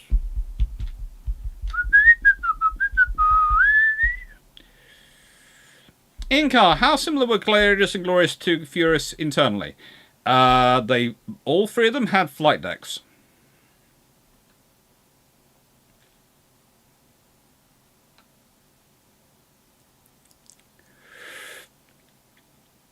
Isn't that a very expensive force multiplier? Not really in this era, trust me. Compared to battleships, carriers are cheap. They're not cheap ship things, but compared to the battleships, they were cheap. Because aircraft at the time were a lot cheaper. Was the Courageous and Furious TV only converted because there's no better option available? Well, that's the interesting thing. I think they weren't the only conversions looked at. As said before, I have a feeling they also looked at the Admiral class. Now, they were already converting Furious. But Courageous and Glorious, I think, are picked because of BT thinking they would be the smaller designs. And there's a reason, I think, of the Admiral class were being looked at. And it's going to sound strange. This is me holding my hands up as a historian, right? I have no hard proof of this suspicion. Please note, I have none. I have spent years in the archives. I've found lots of little tidbits which in my mind make it the only reasonable assumption to consider, because the British were considering other versions at the time. But lines about camel lurds, which are written, and to an extent one of the other yards which is involved in the Admiral's project, the Admiral Battle Cruisers project, that are written in the run-up to World War II when it comes to building aircraft carriers. Both these yards had never built an aircraft carrier, and yet on camel lurds, they write, well, they're our most experienced at producing they have the most knowledge for producing large carriers and the most theoretical understanding of it. And you sit there and go, no, they don't. They haven't ever built a carrier before. Now, you could be lying, but you're not sending this to a politician. This is an internal document, internal briefing document going to between the First Sea Lord and the Third Sea Lord. Both of you know where your ships have been built. So that means there's something else going on. Which means I think they were probably Admiral class they were looking at, were the other options. So it could have been that the British were considering Glorious and Courageous or 2 of the Admirals. And 2 of the Admirals would have been far more sensible.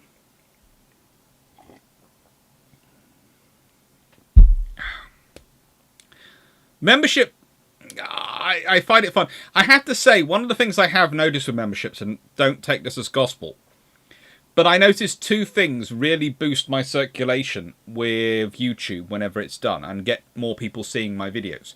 It's membership increases and it's me doing the YouTube shorts. I know some people don't like the 60-second videos. As said, they're going to be part of the Christmas series. But if I do those 2 things, it really does boost up my circulation and allows more people to see naval history, which is good for me in 2 things. Because the more people who see the naval history and enjoy it, that's me happy, because that's the purpose of this channel from my perspective. But also, that tends to mean the more income I get from advertising and sometimes other revenues as well, and people are very generous and kind, which allows me to do more naval history in the first, as well, to do more naval history and continue it on. So this is why I do the 60 seconds, and this is why memberships actually seem to be having quite a big impact. But also, while I say that at the moment, the patron suggestions is live at the moment, and the vote will start on Sunday.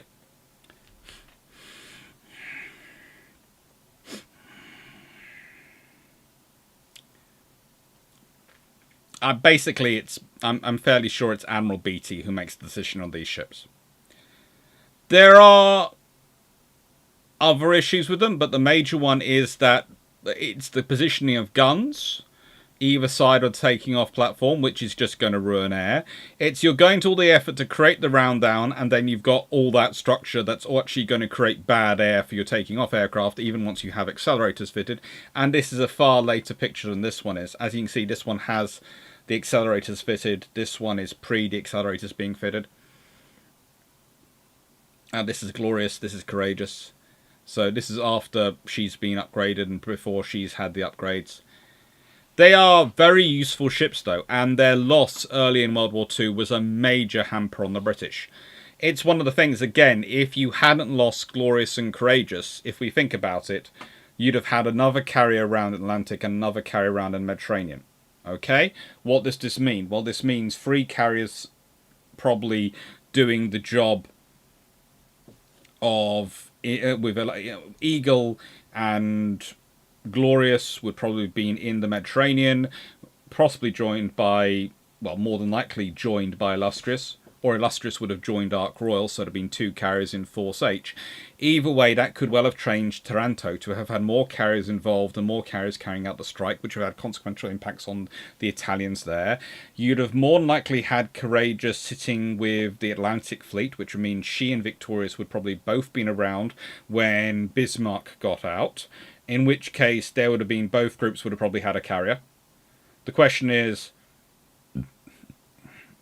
which carrier would be with which group? Again, it's going to change things. And more importantly, their worked up air groups, their worked up personnel, their trained personnel, damage control personnel, the ones you don't think, but all the ones who have experience in operating carriers would have been able to be passed out amongst the fleet while they trained up more people. So it would have been an incredibly damaging blow to lose these 2 ships early in the war like they did. One was lost through stupidity. The other one was lost through stupidity as well. One was stupidity of its captain, and stupidity of the admiral in letting the captain do that. That ship should never have been allowed to travel back without the escort, without part of the fleet. There is no good reason for that. There is no good reason. Nothing apart from ego and stupidity allows you to make that decision. And one was lost because there were no other ships available to do anti-submarine warfare as their patrol. And frankly, there was another ship. It just needed to be activated more quickly, and that's called Argus. And that would have been far more sensible to have doing that than one of these girls.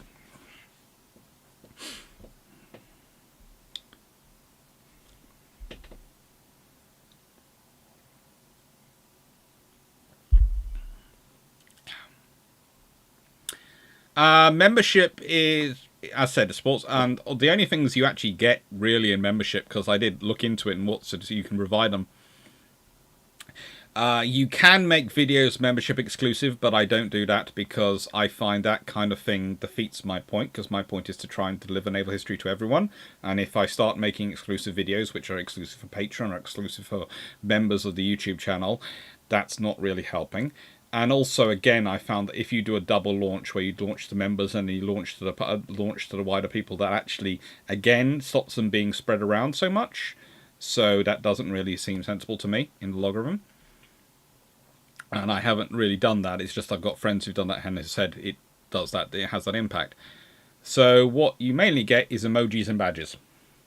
And you get badges which highlight you in the chat, so I know when it's members asking questions. And theoretically, therefore, if I have limited time, I'm supposed to pick the members' questions first. Which I haven't ever been in a situation of. Because usually I try and answer all questions. Colin Cameron, allowed takeoff positions on RN carriers seem to be the equivalent of hangar deck catapults on your ships. Pretty much. But I'm more of a fan of the deck catapults on the USN ships. I don't really, despise them at all. I understand why they're there and they actually make sense and they have less of a damage on the overall ship. They just take up space in the hangar.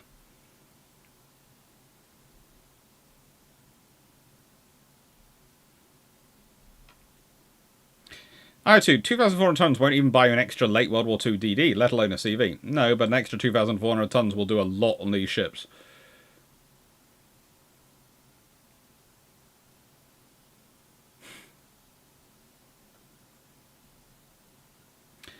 Alzaski, Courageous and Glorious were rebuilt to a single flight deck prior to World War II. Please tell me they were. Nope, they weren't. No, they didn't do that. The Japanese managed to do that, but the British didn't. They sank both of them in this configuration.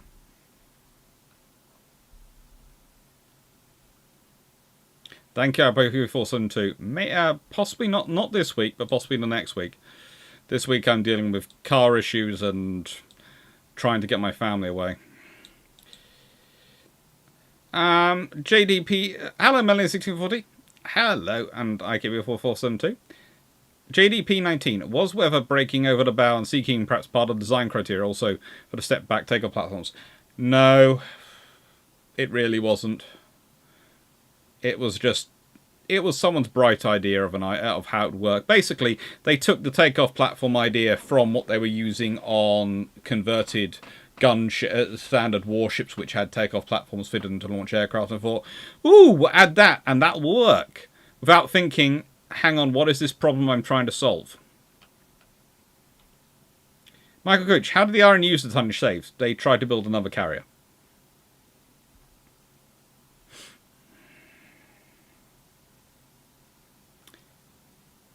John Plate, would the current Queen Elizabeth class carriers count as light carriers in World War II setting? At 65,000 plus tons, they would count as super carriers. And if you were fitting them with World War II style aircraft, you could probably fit, I would say 90 aircraft.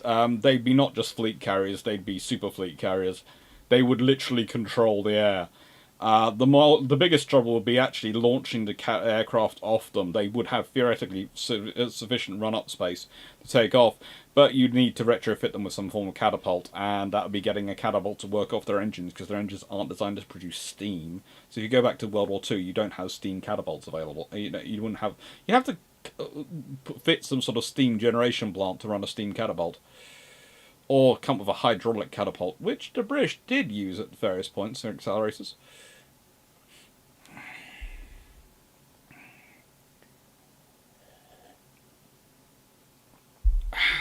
They should probably have Knight 6831, but they didn't try that trick of, yeah.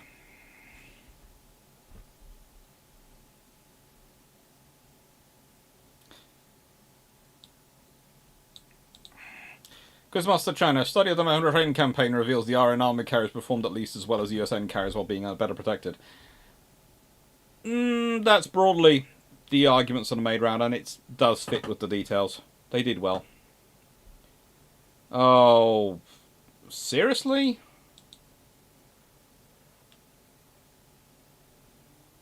Report as pornography.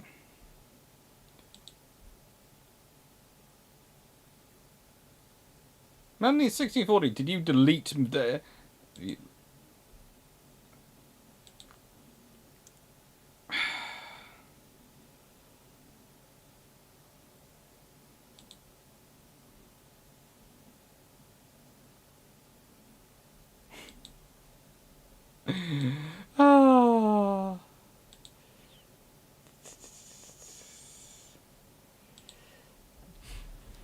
Okay. Melanie. Yeah. Melanie was, please note, Melanie was taking out Girls 18 online and stopping that one, and she actually took out Seneca Nero in friendly fire. That is pure World War II. On phone and chat moved. You did very well, Melanie, and very fast, and Stafford will be annoyed he wasn't here to try and win the race.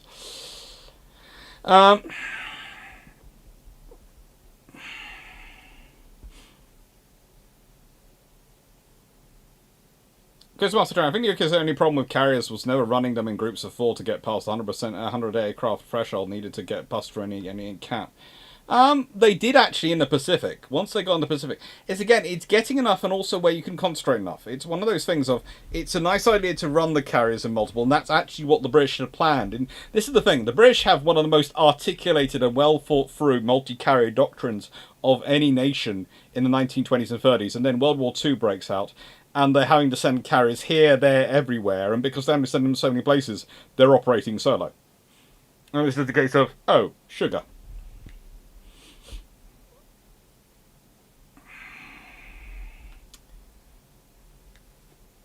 Foggle. What are the posts or poles along the flight deck, and did they make operations more difficult?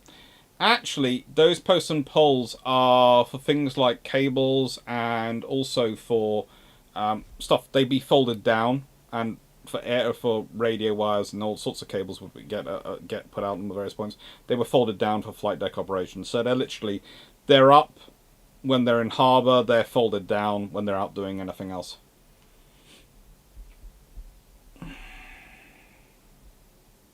Hi, Wayne. Take care, Mealyborough.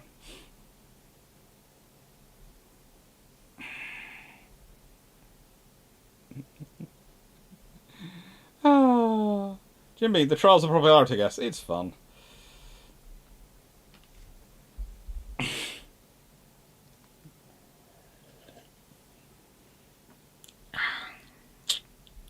Yes, we can see you, Seneca Nero.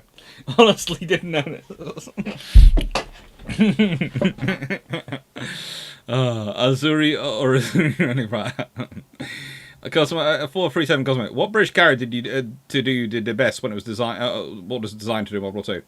That's a debate between Ark Royal and probably the Illustrious class. They did really well at what they were supposed to do, but there again, my favourite is Unicorn, which basically was the backstop for everything else and did really well as that, but it doesn't really do it famously.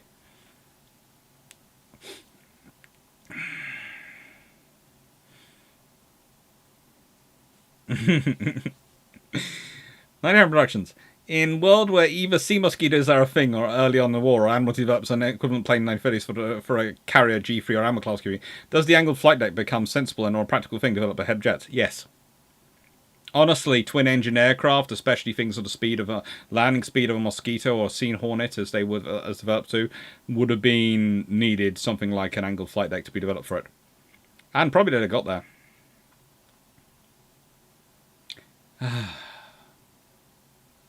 So sad on the Courageous class. Here are Lexington and Saratoga. So, Lexington and Saratoga. I have great respect for these ships. However, we have already been over Bern-had torpedo tubes. And as people in the chat said without me needing to say it, if you get in range of having to use your torpedoes, you are already in trouble beyond the point of return. So why are you carrying torpedo tubes? That's just weights you don't need. Admittedly, you carry torpedoes anyway, so it's just the tubes which are extra, not the ammunition, but still, why? Well, let me introduce you to a whole new level of pointlessness on this scale. Because, yes, you're converting these ships from battle cruisers. Yes, they are going to be supporting the cruiser line. Yes, they are going to be important and useful. But why in the name of all things holy are you fitting them with 8-inch guns? Under what circumstance do you want your ship, your aircraft carrier, your large vessel with a huge profile and a massive flat flight deck to be engaging in exchanging fire with something within range of 8-inch guns? Under what circumstances? The whole point about these ships is they are fast enough to bat out and to bug out a long time before anyone gets close enough for them to have to engage their 8-inch guns. So why? And when I say fast enough to do that, please note, they could do 34.5 knots in actual speed. So they could pretty much outrun anything out there. So why would you have them getting into range of exchanging 8-inch gunfire with anything? Under what circumstances? And before you start going, well, you know, it's nice to have guns or they're Americans, you could have fitted with some extra 5-inch guns up there and I would have accepted it. You could have fitted many things up there and I would have accepted it. But there is no earthly reason for the 8-inch guns. They are beautiful, but there's no earthly reason for them. They will take aircraft off your flight deck, you don't want to be in range to use them, and they require a huge amount of extra weight, tonnage, area, space, the hull, crew, all sorts of things they require and take away from what you're actually doing, which is being an aircraft carrier. And before you start saying that the US has an excuse, because of course these are carrier number 2 and carrier number 3, please note,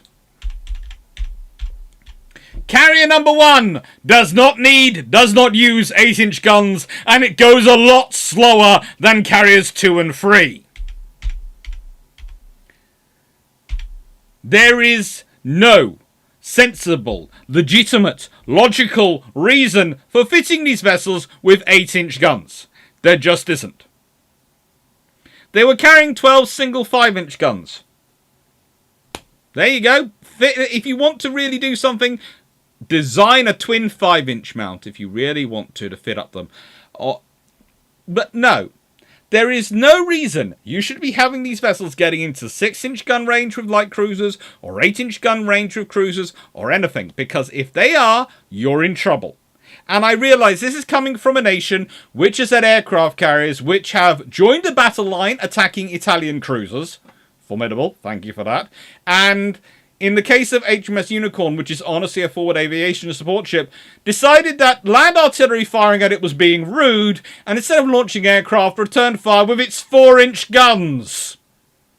I know, I come from a nation which does that, so I do not have many legs to stand on. But on this stand, I will. There is no reason to have those 8-inch guns. There is no logical reason. When you are striving to get it underneath the treaty tonnage, if you had deleted those 4 turrets and all the equipment and all the weight from them, you would have got in well under the standard displacement requirements. These ships are roughly 37,000 tons in standard. You delete those turrets and all the equipment for them, you are probably going to actually be 33,000 tons. Just think about that. Or at least close enough you could lie.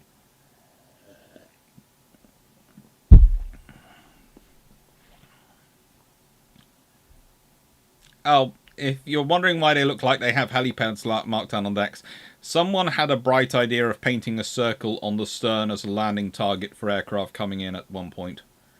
And various other landing symbols. At least that's what I read in the book. I was reading about it the other day.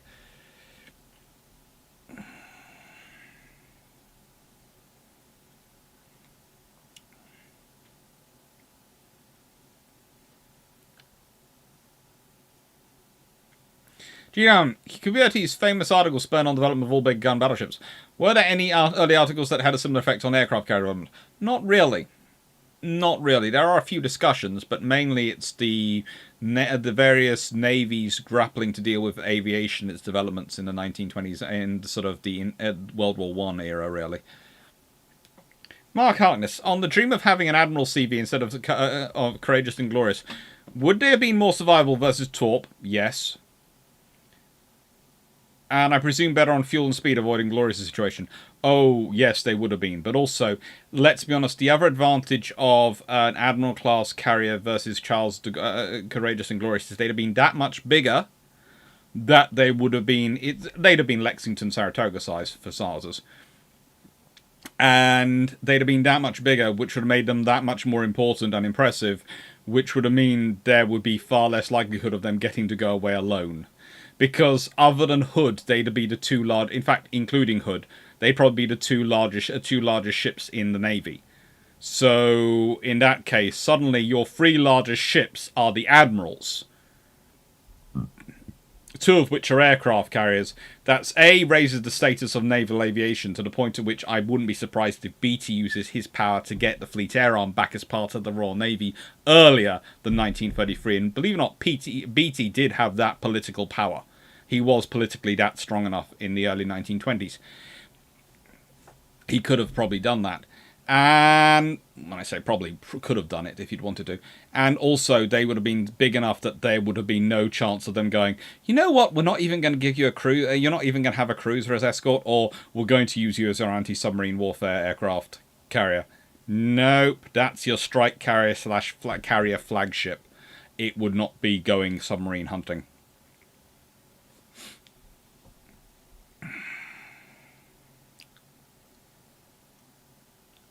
Good luck, Roland Cash.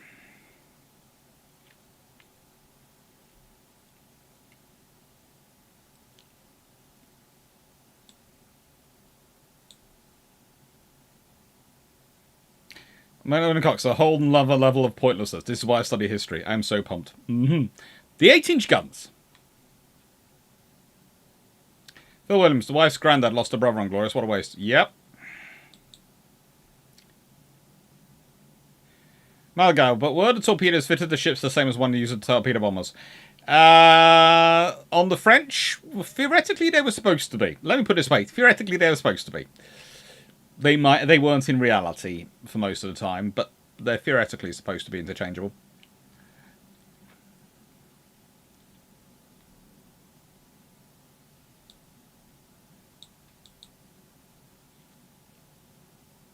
That's him. Lexington blows up after being scuttled, and Saratoga is sunk by a nuclear tsunami and 500,000 tons of sand and coal.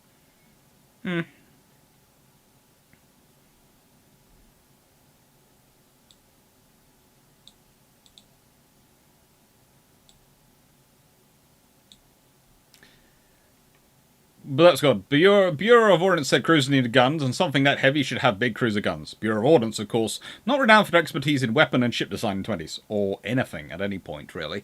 Jembe, wasn't there worse plans for guns on these ships? Oh, there were worse plans. There were worse plans for guns. This was considered a compromise, but there were ideas about what to fit on these ships.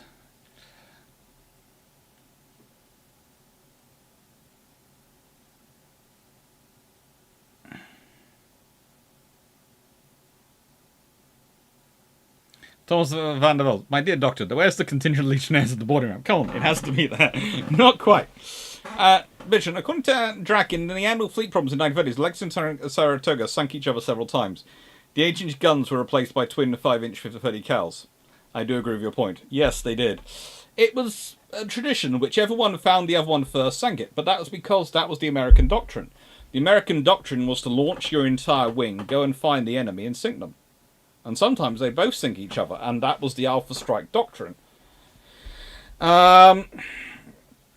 It's one of the interesting things is the British doctrine starts very quickly to develop the idea of the continuous operation and the continuous cycle of aircraft. And this is one of the reasons why you see the carriers develop as they are. Because one is developed on a big strike and the other one's developed on this sort of continuous operation. And as I said, the British then developed night strike tactics and they're sort of developing, they want to fly a long way at night. And this is the evolution of thought which leads to the Swordfish, which is this uber reliable aircraft, this incredibly stable, reliable aircraft that's very easy and simple to fly. And the entire reason is because they're going to be flying and launching strikes at long range at night. And that's the entire purpose of the Swordfish. Once you put that in context, the Swordfish suddenly makes a lot of sense if you're looking at 1930s technology. And as I've said before, she then has advantages. The Swordfish then has advantage in terms of torpedo deployment by having that tension wire to keep the torpedoes level when they're dropping. So they have fins and they have a tension wire that spools out. That makes the torpedo belly flop, so it goes shallower. And at that point, you suddenly realise the Swordfish goes from being this aircraft which you're viewing as a World War I reject to being one of the most high-tech strike aircraft of any nation in the world in 1939-1940. And it really is. And suddenly makes a lot more sense. The thing is, there are things... So it has a logic. These 8-inch guns don't even have logic when they begin. Take care, Jimby.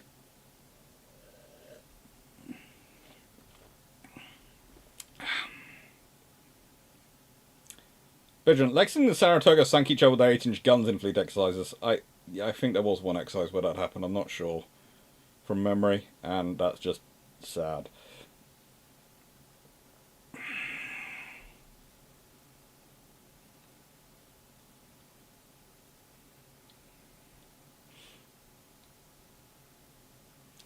But the Admiral's flag is the perfect one to go sub-hunting. Nope, the Admiral won't be letting it go sub-hunting. What effects would an Admiral or G3 carrier have on the design of Unicorn, Ark Royal, Illustrious class? Probably make them bigger and have larger air groups. Especially in case of the Illustrious class. I'll be getting to Ark Royal and Illustrious class in a second. I don't get to Unicorn, but I do get to Ark Royal and Illustrious. Leslie Mitchell, would love to see your designs for the Admiral carrier. I've done a whole video on that. If you go and look at the various Washington Treaty series videos, especially the summary one at the end, you will find various people have done me drawings of what the Admiral class carrier would look like and the G3 carrier would look like. And I have to say, big thanks to the people who did. They did really good work. Pine Martin Emily did some, and I'm trying to remember the guy who did some. But they both, I've marked it on the drawings and I discussed them in the videos, and they did really, really good work.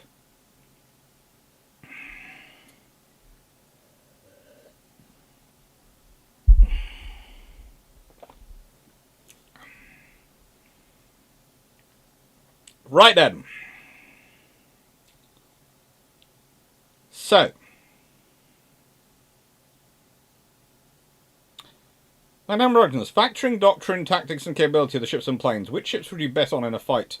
In 2 Lexingtons or the 3 Courageouses? The battle takes place during the 30s.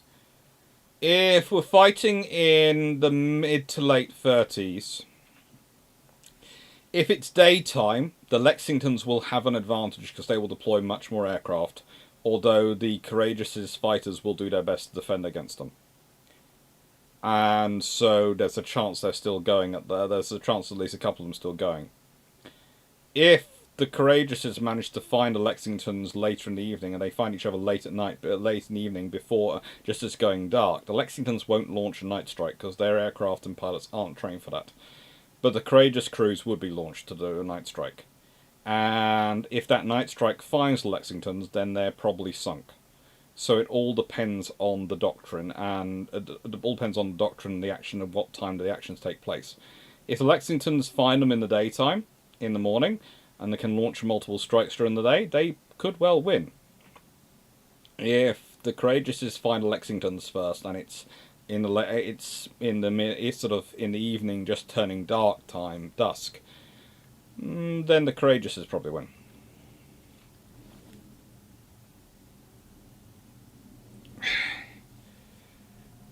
Were there no admirals so detached from reality to not think their flag was the best choice for subhunting? So, surprisingly enough, not usually. Right then.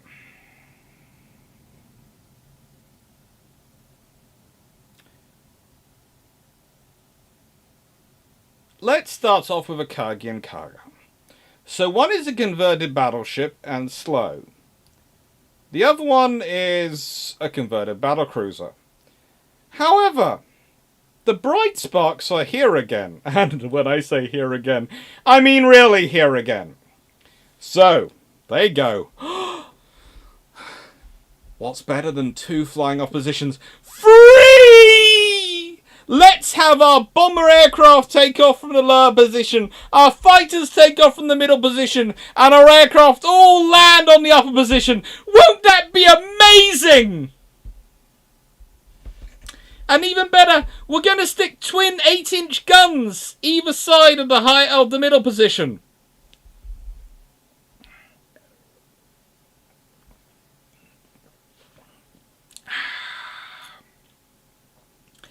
It's not good. It's really not good. So what happens? Well, reality bites. By World War II, they've been converted to actually have not just full-length flight decks, but actually to also have island structures and flying positions, including one gets it on starboard and the other one gets it on port, so they can, because the Japanese idea of carrier positions was to have the carriers operating next to each other with the aircraft being able to do sort of that from them, which is a lovely idea until you realise pilots, when they have a problem, automatically push to stick away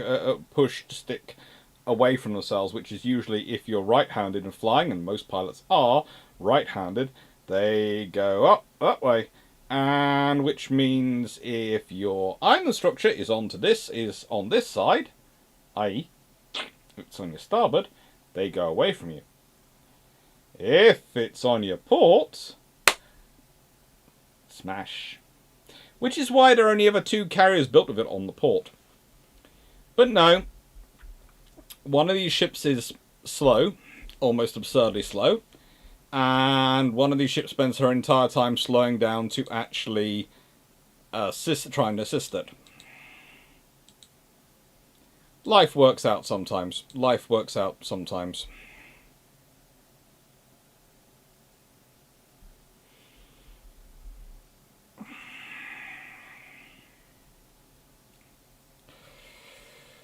But no. It's all a nice in theory until you get to reality.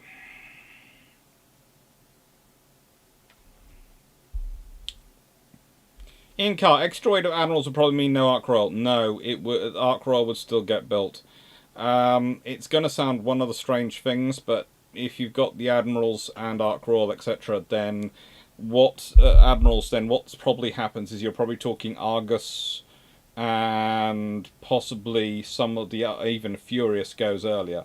Furious might well be got rid of. You must remember the Royal Navy had Furious as an experimental carrier, Hermes, Eagle, and Argus were all considered experimentals. So the RN could get rid of them at any time, so they probably still got arc roll.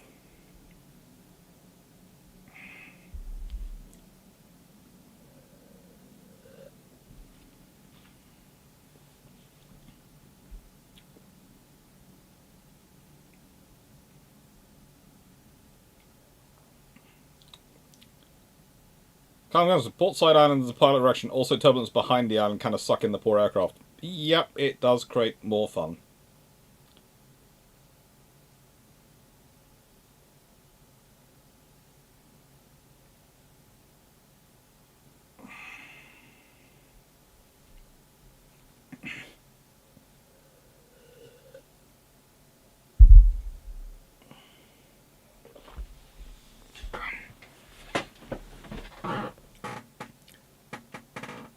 Percy, expedition of an American vessel versus British carrier doctrine happened earlier in the video. Just got here.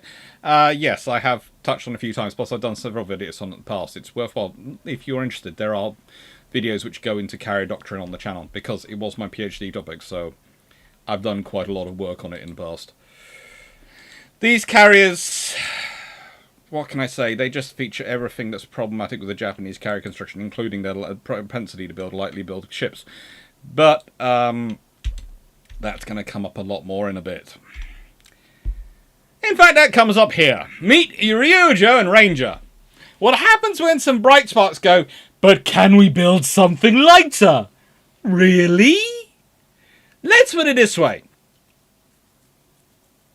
The Japanese managed to build a carrier so light it was supposed to exploit the treaty limit of ships below 10,000 tons weren't counted towards carrier tonnage. Until, of course, London Treaty comes along which changes that. But they build a carrier so light even they admit, hang on, she's got problems. And the Americans build Ranger, which is a carrier so... how do I put this? So lacking in density of construction that it actually manages to twist its own hull as it goes through the water. How do I put this politely? Ranger has the curious joy of when the Americans are incredibly short a carrier in the Pacific and they have nothing. Rather than call on Ranger, they go to the British and go, could you please send an aircraft carrier and we'll adapt it to operate our aircraft. Politically, please. Please. And victorious comes. The Americans would rather do pretty much anything than see Ranger in a war zone where it's likely to come under vigorous attack. This is despite them having so many carriers damaged and so many issues. And the entire reason it's built like it is because the Americans want to try and get the maximum number of aircraft on the minimum tonnage in order to maximize their aircraft availability and their carrier, basically the number of aircraft they can get in. Because again, they're getting so focused on this Alpha Strike scenario, on this launching this massive wing, this big wing of aircraft and taking out the enemy. And it's the same with the Japanese and the Ryujo, let's be honest. It's all about the Japanese trying to get one up on the Americans so they can have the maximum flexibility and capability of force in order to counterbalance the American superiority in numbers and the British superiority in numbers.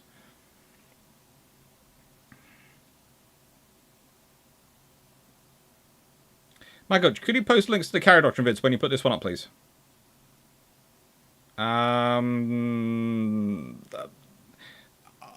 can edit it after I've done the live, but honestly, I'd have to track them down. And let me put it this way: if you don't mind waiting, I will add the links in. I've already edited and set up the long patrol, the recorded version of this. I will add the links in when I get back from my first week's travelling, because I don't have time tomorrow, and we go away Saturday. So I apologise now. I will add links in at the end. But if you just look at the naval aviation, if you go to the sort of the how to put this, the naval aviation, what is it? What are they called? The things you have which you group all your videos in. YouTube Studio. What are they called? They're lists, aren't they? Playlist. The Naval Aviation playlist, which there should be a link to at the end of this video, and there normally is a link to. You will find all the naval aviation stuff is in the playlist. Is selected there.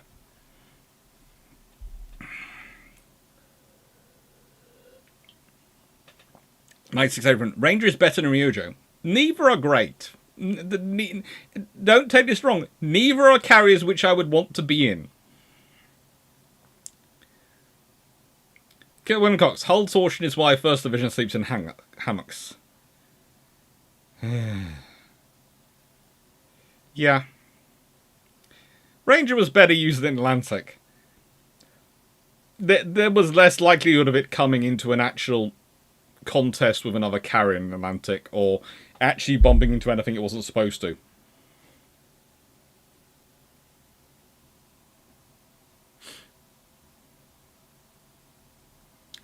Zafrin, we said build the ship to accommodate a lot of aircraft, not to the same level of structural integrity as an aircraft. Yeah. Mark Highness, Robin is much better than Lone Ranger. If Victoria is a Robin, Saratoga is Batman. Yeah, they do have fun with that one. Playlist. Yes, there are multiple playlists on my channel. I group all the videos into various playlists, so if you are interested in different topics, you can track them down. There's a sci-fi playlist. There's I have about a fair number of playlists, let me be honest. I think I have...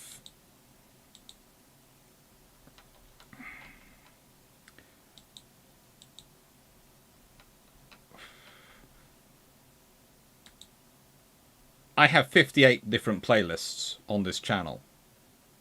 So I have tried to group everything together, including a playlist about building this office, which will be added to the new computer, will be added to that playlist. The computer video will be added to that playlist. So yeah, you will find all sorts of things in the playlists. There is River Plate 80, there is... castles, there are destroyers, there's submarines, there's the Canada Naval History Tour videos, there's the Asamaru video 80 videos, there's the Free Range Naval Historian videos, which are probably going to get some additions next week when I'm wandering around, and there's a YouTube comments vote video playlist, which I'm not sure where that came from. Might be getting more. Might be getting a name change and things added to that here. And there's, of course, there's the UAD infused videos, which has got 25 videos in it, which are going to be upgraded soon because I've now got Ultimate Admiral Dreadnoughts working on the new PC. Ruhon, now I want to know the outcome of Graf Zeppelin versus Ranger. Ranger would win that fight. That's one of the few fights against another carrier that Ranger would win. If Ranger versus an actual Royal Navy carrier, even in daylight, an armoured carrier might well shake off the strike, but Ranger gets hit by anything, it's going down.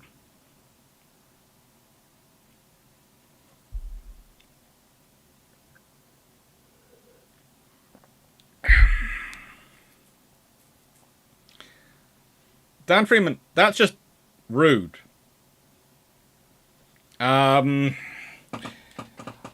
I will change that to kiss, marry, or kill.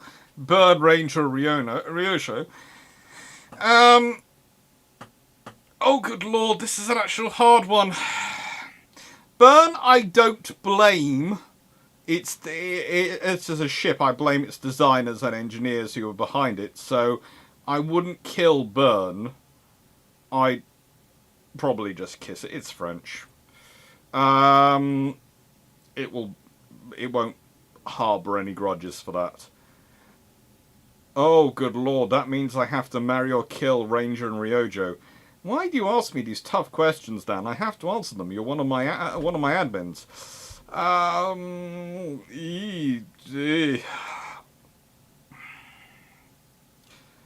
Probably kill Ryojo and marry Ranger, but I'd be wanting a divorce straight away. And honestly, I'm not happy with that. It's the least worst scenario. Michael Hooch, Ranger vs. Unicorn. Unicorn has 4-inch guns and the ability to ram. I know, because it tried to ram a submarine on a couple of occasions. So, turned out to be both British submarines that they were aiming for, but, you know, they stopped in time.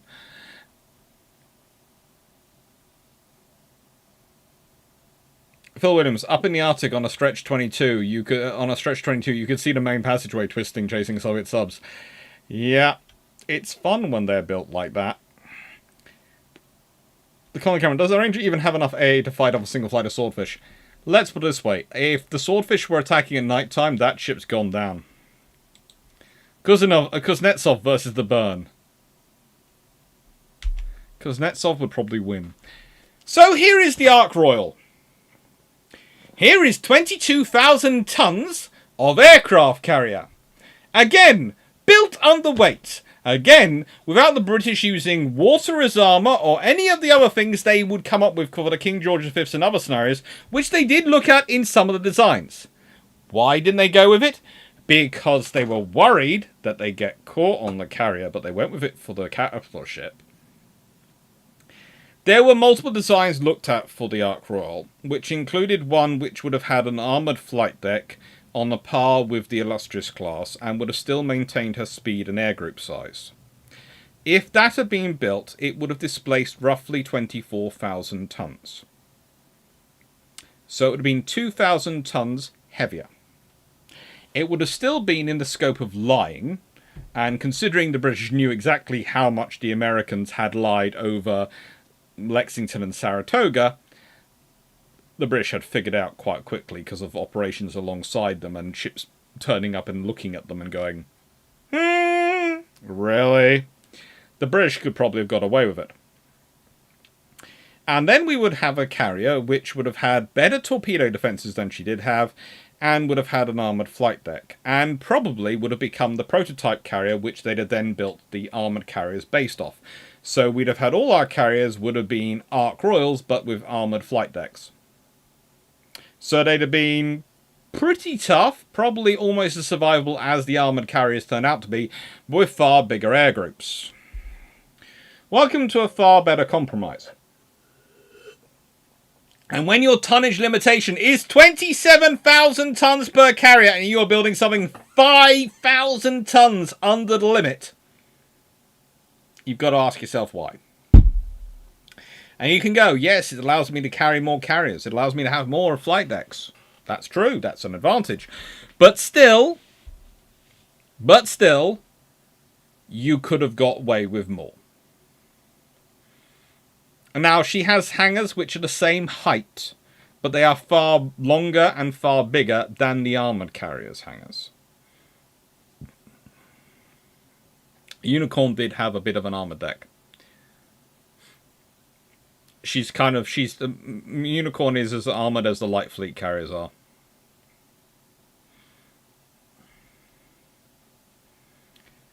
So we want 2 to 3 Admiral class fleet carriers, 2 F3 designs rather than Nelsons, the 24,000 ton armoured Ark Royal. What else? Oh, we'd like the 24,000 ton Ark Royal to then be the model for Illustrious, Victorious, and the Formidable, and Indomitable, and all them to be built.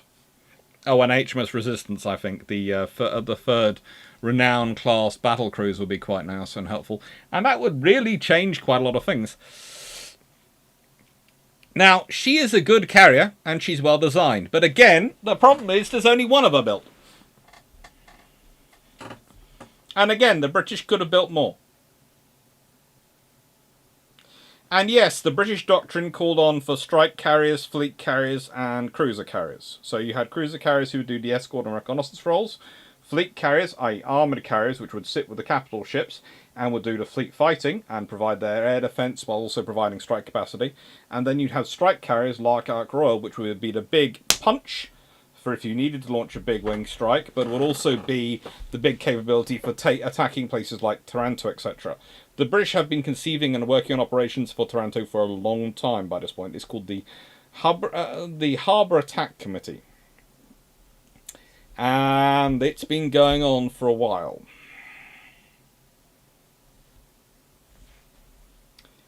The Big Brzezinski. A bit of an armoured deck is a euphemism I choose not to speculate about.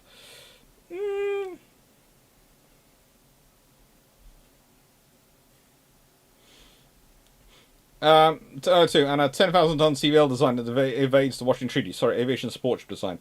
Oh, well, that's easy. In nicest way, a 10,000-ton design. Just try and get 500 tons off the design for Hermes.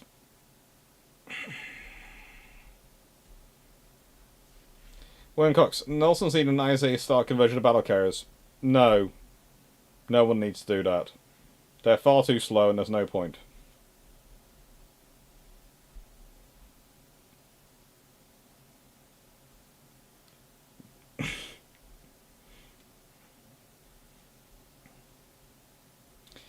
But just fun. Perhaps an eye from within treaty upgrades? Otherwise I'd stuff it to the limit and then seek some more.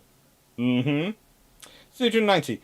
If you had to choose between Armoured Flight Deck or Supermarine's original Naval Spitfire, which would you choose? Armoured Flight Deck.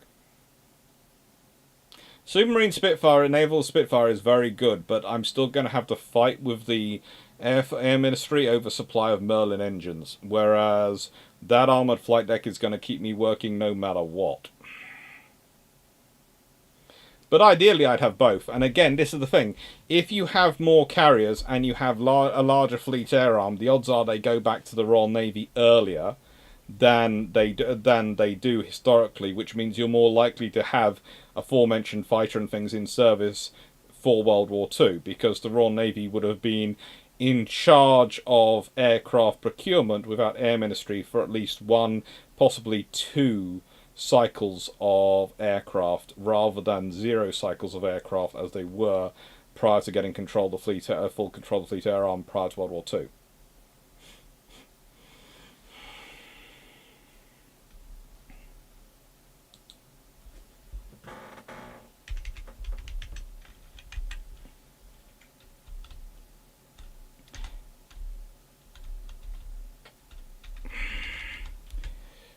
Well, let's see. If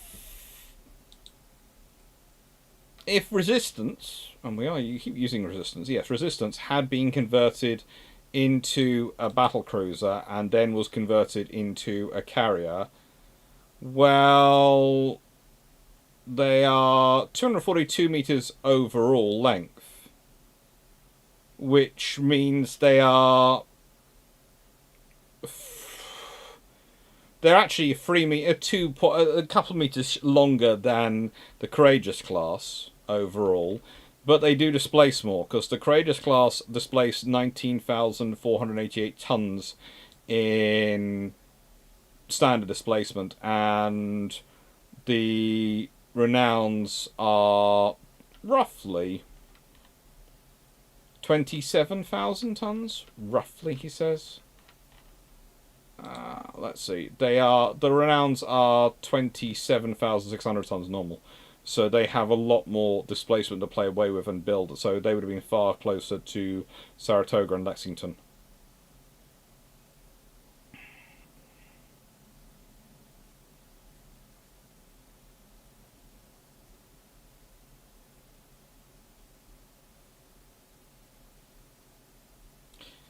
Frankly, it doesn't make a difference which better aircraft you choose. The C5 will place anyway.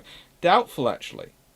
it's you're presuming the Seafire comes in, but in nicest way, the thing is, the Fleet Air Arm do manage to keep their aircraft going, and if you have one at the beginning, there's also the option that if it's, let's put it this way, it might well be that they decide to go with the second fighter as the fighter they mass produced is the naval fighter. So let's say the Hurricane gets replaced by the Seafire in productions.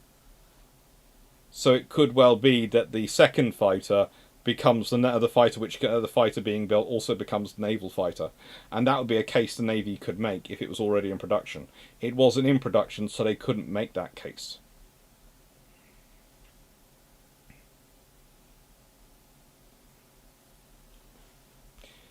Mark Harkness, remember, if Britain gets 3 Admiral CVs, US gets Constellation, of course, what does Japan demand? Probably an equivalent. And also, if Britain gets 3 carriers, that's probably going to change the treaty tonnage. This is also something. If you go back and you get the Admiral class of your carriers and you get 3 of those, you're probably going to change your tonnage limitations, because again, the British were driving some of the carrier tonnage limitations anyway. What the British would accept. So you might well get a carrier tonnage which they go, right then, so we're building this number of 30,000 ton ships. This is going to be 3 of our ships now. Okay, well, instead of designing our fleet around having 5 27,000 ton ships, which is why they get to 135,000 tons, they probably go, right then, we're going to design the fleet limits around having 5 30,000 ton ships, or even 6 27,000 or 6 30,000 ton ships. So it could be you'd get 150 to 180,000 tons for your carrier limitation, which would again change things. So for the British and the Americans. And for the Japanese, because they get more in the ratio.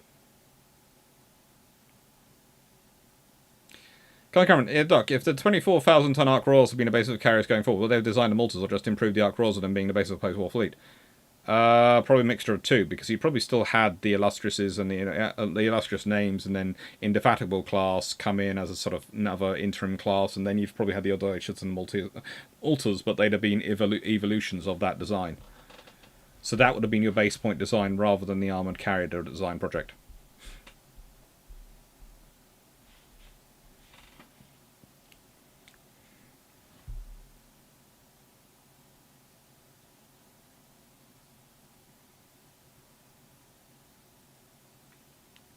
Right, Yorktown and Enterprise. Oh, I love these ships, but still there are issues with them. There are issues. What are the issues of Yorktown and Enterprise? What do we think the issues are with Yorktown and Enterprise? Apart from, again, people having bright ideas. Anyone want to guess?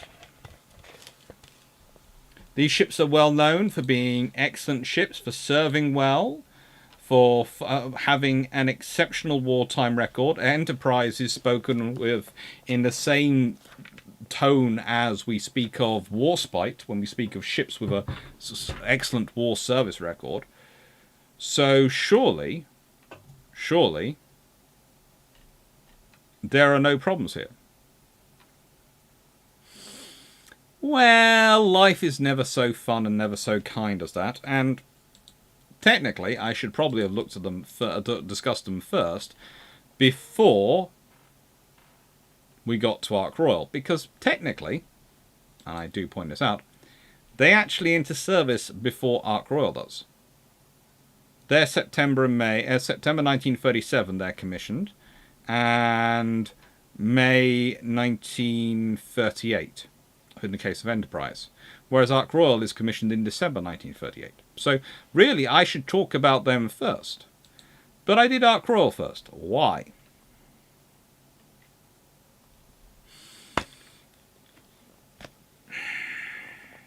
Why?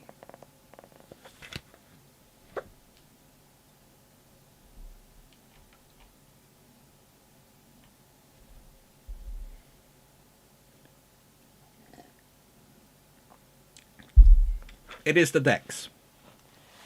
It is the flight decks.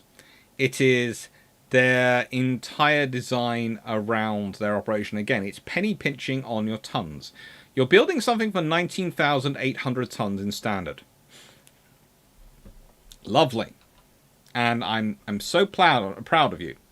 You're building something for 19,800 tons in standard. That's great. Aren't you happy? Now, let's think that through. Where are you getting that tonnage from? And there is a beautiful picture, which in the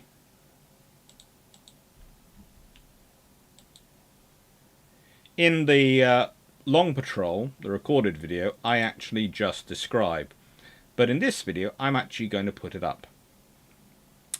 And it helps with me talking about the problem.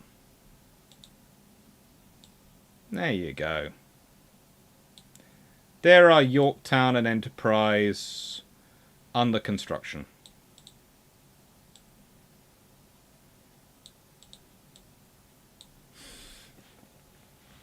Now, what is the problem? What could possibly be the problem with these ships?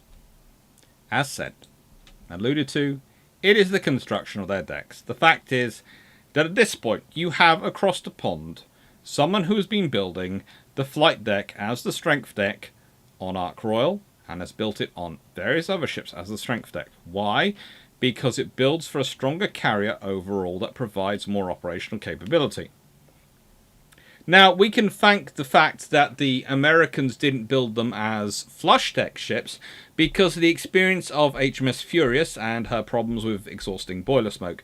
And of course, Furious has many more problems than that, like the fact that her hangar is entirely disrupted by the exhaust pipes going through it. But leaving that to one side, leaving that annoying thing to one side, the US Langley is converted, of course, to a seaplane tender to allow the US Navy to build the Wasp. That's their entire reason for Langley's conversion to a seaplane tender.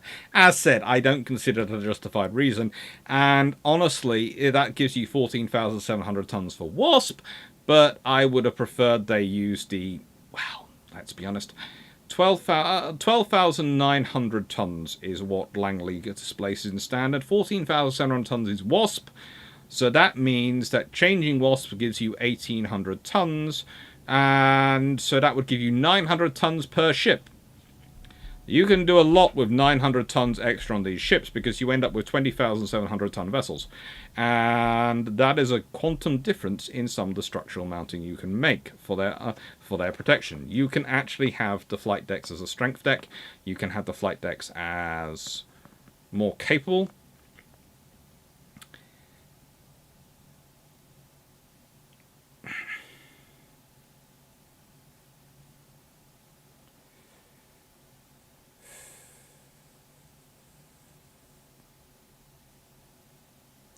But they don't. They don't. What's even more thing is that when you're designing these ships, and you know, if you consider they're laid down in 34, they're laid down in, well, 1934 from Yorktown Enterprise. Hornet, of course, the third member of the class, is laid down in 39.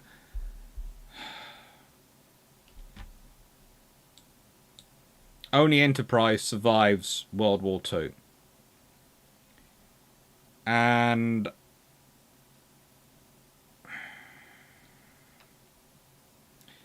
it's because these ships, as capable as they could have been, are severely limited by the fact they're designed with that penny pinching on tonnage in mind. And that is a symptom of the Washington Treaties. But that also, here is the point. Is it really worthwhile having two ships which are less capable than they could be, and less versatile, and less able and well designed than they could be, and have another ship which is absolutely terrible?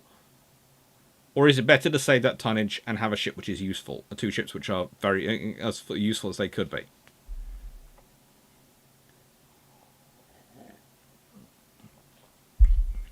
And yes, enclosed 4.5-inch mounts will be nice for Ark Royal, but they weren't ready at that point, so she got the 4-inch ones.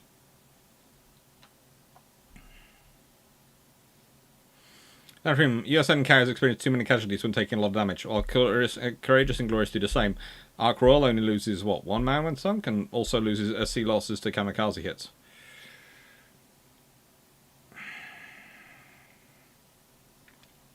That tiny house is a fun thing to look at, but it does give you some scale.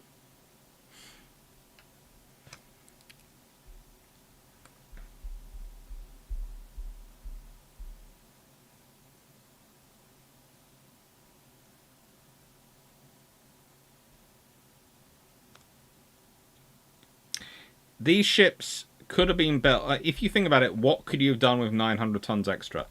Well, if you consider that they have a 2.5, 4-inch belt of armor, 4-inch just around the tower, there are things you could have changed that would have made them a lot stronger. You could have fixed the flight deck. You could possibly have adapted it to have more space for maintenance and stores below flight deck, below hangar level. They carry 3 lifts, which is very good. And please don't get me wrong, they carry 3 lifts, but one of the things I do often look at them, and when I look at them and I consider them, is I sit there and go,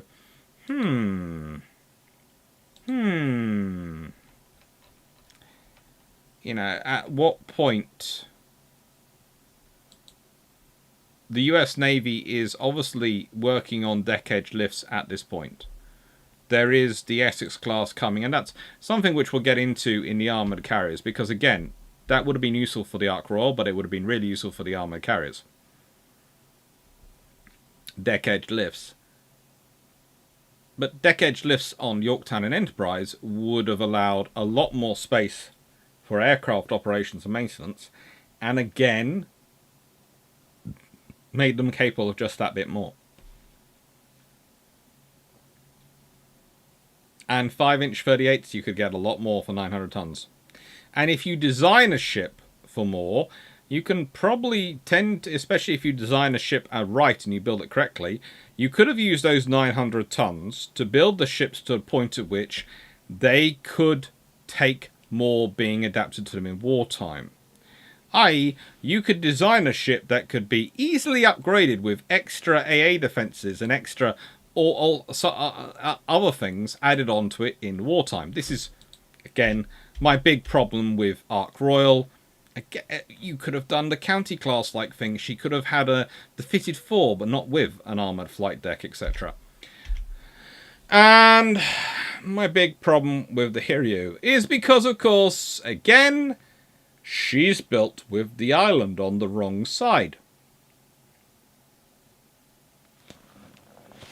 This is one of those carriers. She's basically a twin of the Soryu, and I haven't mentioned the Soryu because the Hiryu has all the same capabilities as the Soryu, but is built the other way around. But not quite! Because here is where they make it even worse. Okay? So the Soryu, she's basically a Soryu up to flight deck level. And when I say she's a Soryu up to flight deck level, her exhausts go out the starboard side. The same side the Soryu has the island. Which makes sense, because if you have your exhaust there and you have the island there, you're going to create airflow which is going to keep the smoke away from your flight deck. And away from your ship. But oh no! Bright spark alert! We're going to have all the trunking required for the funnel on the starboard side, and we're going to leave the funnel on the starboard side. We're going to put the island on the port side and have to put in extra trunking to support the island superstructure. So that's going to make our things even more difficult.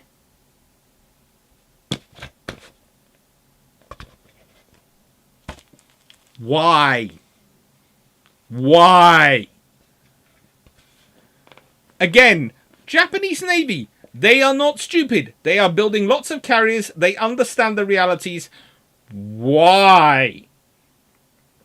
It's a theory, but at any point, did anyone sit there and go, but how are we doing this in practicality? And if you are going to do the actual build and actually build it, then build it properly with the exhaust the other way round so they go up the port side as well with the island. Make it an actual mirror image instead of just a faux mirror image.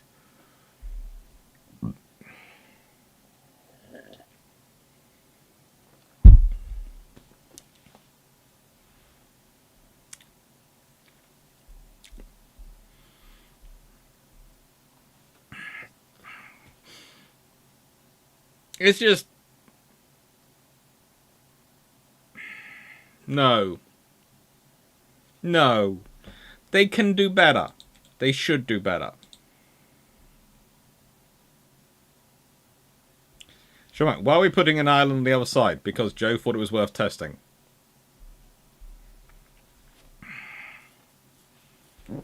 Vision, too early for twin 5-inch 38s when you're doing the Yorktowns. True, but you are working on them, so you could design it for them. Again, 900 tons, fitted for but not with, necessarily could go a long way. Design everything to deal with the weight of having twin 5-inch 38s and stick in some single 5-inch guns there. Single 5-inch guns there until war begins. Then you've got all the 5-inch storage. You've got all the 5-inch ammunition hoists, and you just need to put in the 5-inch 38s in the positions. That'll make your life easier. Leslie Mitchell, I know why to upset. I know why to upset Dr. Clarke. There are so many ways to upset me.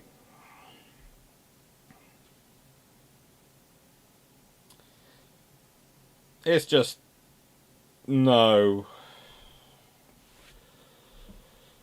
Goodness knows, no. Oh God, Wasp. So, this is what happens when you have a perfectly capable design and someone has the bright idea going, but what happens if we can build it on less tonnage and we can therefore have another fleet carrier instead of Langley? And you go, oh, good Lord. Why? Langley's perfectly fine. Langley is perfectly useful. Langley could have been being used for perfectly sensible training things and all sorts of things. And you could have used that tonnage on the Yorktowns to make them, give them a bit of better advantage. Advantage which might have meant that Yorktown herself survived the war as well. And maybe even Hornet survived the war. Because if they'd been designed to be fitted with, rapidly fitted with more air defense guns and rapidly, slightly more armored and slightly more subdivided and slightly more survivable, they might have lived. They might have. Don't worry, Tanafilica.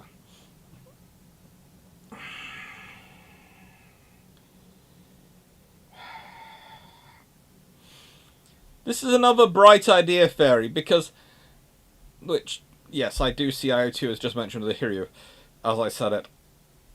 But it's just a case of why. Just because you can doesn't mean you should do. I do realise in Peaky Blinders, at one point, the lead says, and because we can, we do. That is fine if you're a gangster trying to establish yourself in a street war. That is understandable. But if you're a navy trying to build a coherent, comprehensive naval force, there are some ships which you can build down. Okay? You can build light cruisers in a world which seems to be full of heavy cruisers. You can build second-class protected cruisers in a world full of first and armoured cruisers. Because they can make sense, they can do task group operations, they can be part of numbers in wartime, and they can be part of your force presence missions around the world. But there are some ships you cannot build down. You cannot ever justify building ships which you know are less than capable for the role you're claiming them. If you're claiming a ship as a fleet carrier, then you need to build it as a fleet carrier. This is the point at which I do not complain about Argus. Hermes, to an extent, Eagle is annoying, but understandable because of the time she's built in. And the other British small carriers. Unicorn even. They are not called fleet carriers. They are called other things. They are given other titles, other duties, because that is what they are. There are times at which they are referred to as cruiser carriers. For example, Hermes is openly built on a cruiser hull. She's openly built for the cruiser role. Therefore, one expects her to be light and be a cruiser carrier. She is for that mission and is built around that mission. This is a carrier which is supposed to be a fleet carrier.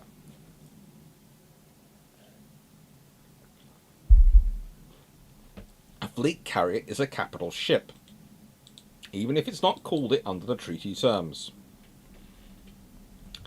Building a ship which is 14,900 tons in standard, can carry up to 100 aircraft, has 3 elevators, 4 hydraulic catapults, 2 on the flight deck level, 2 on the hangar deck. Has a range of 12,000 nautical miles at 15 knots, a top speed of 29.5 knots, thanks to 70,000 shaft horsepower from 6 water tube boilers, 2 shafts and 2 steam turbines, is asking for trouble.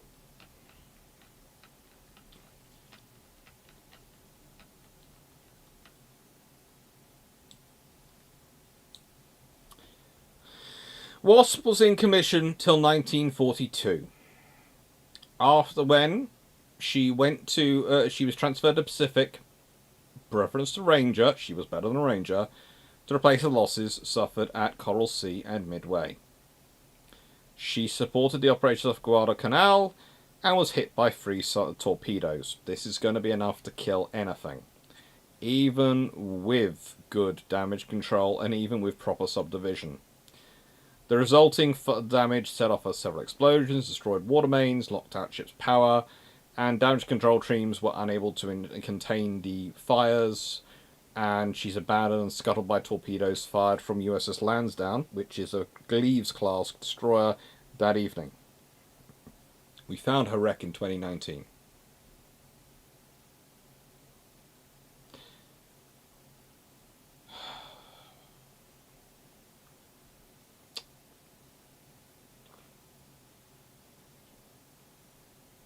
She had supported the British Home Fleet, which had been further forward than Ranger, in April 1942, and twice ferried British fighter aircraft to Malta. She took part in supporting the occupation of Iceland in 1941.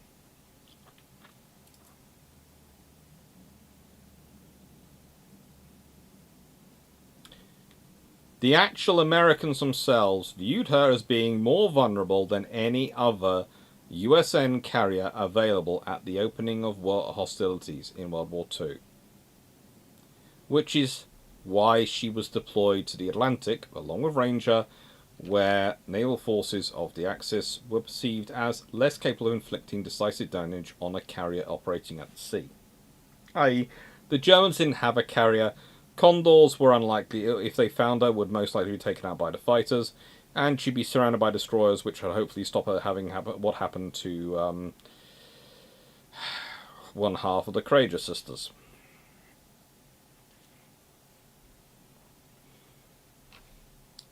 It's just... So, United, is there any advantage to having unenclosed main gun mounts for carriers? Less weight higher up in your ship, and it does all starts to add up. It allows the crew to jump out of the way if they drop a shell, so it allows them to get out of the way. And honestly, there's an argument, do they need the full protection? But yeah, those are the advantages. But you can still make the case for the fully enclosed main gun mount. It depends. Are you just enclosing the gun mount for the sake of enclosing it, or are you actually putting some meaningful protection around it? Because if you're just enclosing it for the sake of enclosing it, you're creating a box which will be a kill box if it's hit by anything. Whereas if you've got some actual meaningful armor around it, you can actually protect the people inside.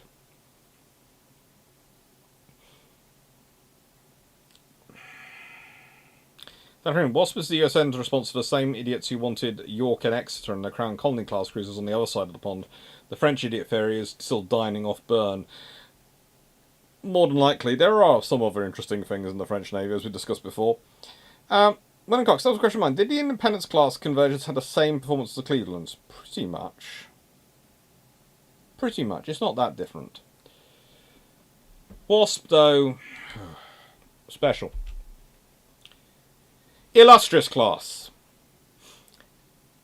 Now, here is what I want you to imagine. These ships actually do manage to have quite a capable design. There are actually some stats going around here, which is always quite fun to read, in that the Illustrious's hangar was 82% as large as the USS Enterprise's, but the Enterprise typically carried 30% of her capacity in the deck park. Indomitable's 2 hangars were actually larger than Enterprise's, but she carried fewer aircraft because she did not have a larger permanent deck park. Interesting point. It was only in 44-45 when the RN added permanent deck parks, similar to USN counterparts, and increased their complement to roughly 57 aircraft in the single aircraft hangar carriers and to 81 in a double hangar of implacable design. Now, here is something else which I want you to think about, because there is an actual design which looks into this. So when we look at the Illustrious class and we see their design, and they do have a nice looking design. Let me see if I can find a decent picture of it I have on my Samurai computer.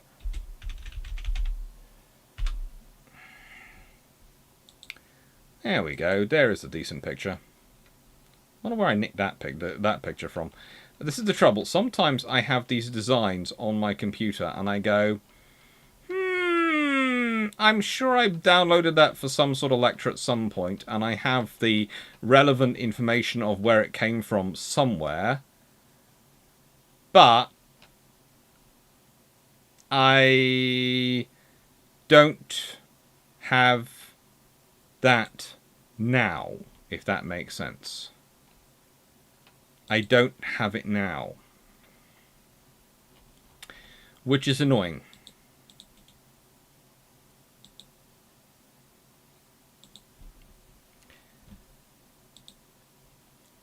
So here is the image. I should probably do an image search to work out where it came from, but well, where at least I found it. I think I found it. But here is the Illustrious class as its image. Now, if we look at this design, if you take these 2 lifts and you can either make them completely deck edge, which was one option they did look at, behind the forward 4.5-inch guns and forward of the aft 4.5-inch guns on the same side as the island structure, and then have space going through from the hangar to those deck edge lifts. You could A, make the lifts able to accommodate larger aircraft going up and down by just having those extending parking bits so they can stick their tails over the side. But B, you would have a lot more space in the hangar. It was actually considered, but it was worried about the weight issue. Again, these ships are 23,000 tons. Ark Royal is 22,000 tons. Roughly thereabout. There are actual, in terms of design weight, their actual weight is actually usually slightly heavier than 23,000 tons. But again, if you think about this ship, if it's built to 24,000 tons, they're built with slightly larger hangars. Always useful. They're built with slightly more spacious, and they could have been built with those deck edge lifts. Now, before you start saying, well, hang on, the whole point of an armoured carrier is it has armour all round it, and that protects it. But actually, you've got to have lifts in there somewhere. So that's an acceptable point. And if you stick the lifts off the edge, let's put it this way. Aircraft hits the top, well, you've now got continuous armour over the entire flight deck. So you're not likely to damage there. If you have the lifts on the side, you can have armoured shutters you can close. So if an aircraft impacts, it will still not... A kamikaze aircraft comes in there, it still won't cause the trouble that it would cause on other ships, especially as the British ship is designed to deal with a lot more damage. And it would have given you actually extra space, because you now have the spaces to the lifts inside. And you'd have also had the ability in the flight deck space and the hangar space to actually use the forward and aft bit where the lifts were as extra storage space for aircraft. This would have probably increased the hangar space to, I would say, a conservative estimate is they go from 36 to roughly 48 aircraft. So they get another 12. That would have made a very big difference in these carriers. Another 12 aircraft would have made a very big difference. They'd have probably gone with an equal air group of 24 fighters, whether they're full Mars, whatever they are. They would have probably been 24 of them, and 24 swordfish. And especially they wouldn't have been as limited in terms of upgrading the larger aircraft as war came on. That would have been a big improvement, and that was looked at. And that's something which I will forever hold against the various design authorities. Because here is the thing. Again, you see the case being made for aircraft carriers. Henderson's making the case for the aircraft carriers. He's also making the case for making them slightly bigger, for going for that 24,000 ton mark. And he has to accept a compromise. Because there are various people who are going, oh, no, we don't need to. And also there are the people who are severely worried about air attack. And this is one of the interesting things about the British. One of the reasons why the carriers are built as they are is they're worried about air attack in a pre-radar world where the aircraft will get through, where the aircraft will definitely hit. And it's decided it's far stronger to build them like they are. And basically using the casemates and protections of the 4.5-inch guns to make those lift boxes as well defended as possible, so that the elevators, when they go up and down, will not put the hangar at risk.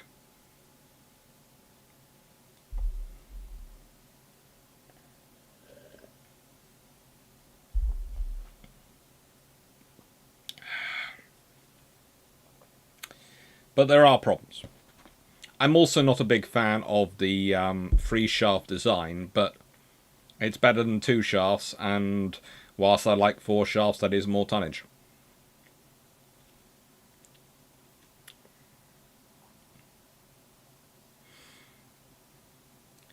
Colin Cameron, Doc, we have all heard the stories from the RNUSN perspective. Do we know what the Japanese thoughts about the resilience of armoured carriers when they moved into the Pacific? The fact that the Japanese were already starting to build their own armoured carriers shows you what they were thinking of. They were thinking about the fact that you do need to make your carrier more survivable. One of the things I would point out, it's an artificial scenario brought on by the Washington Treaty, the fact that you have a choice between an armoured carrier or a large air group carrier.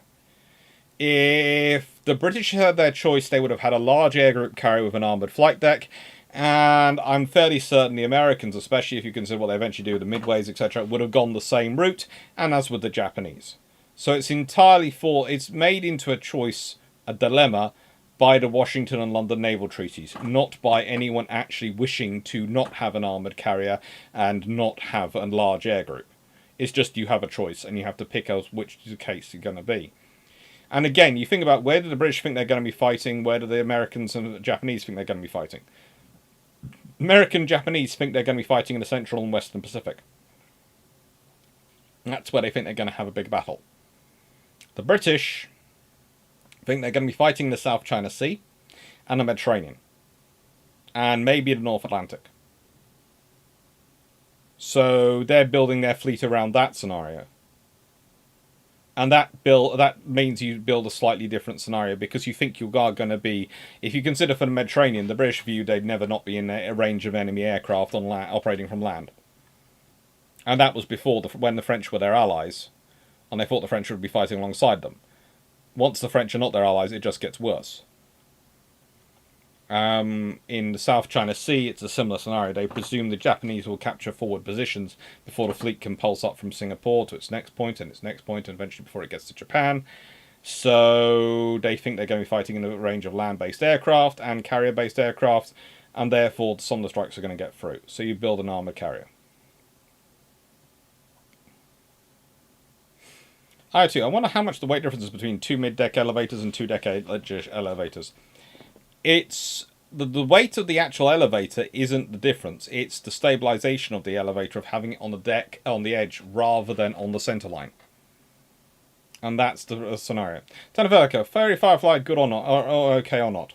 Fairey Firefly was good. For what the British wanted it for, it was very good aircraft, and there's a reason it stays in service as long as it does.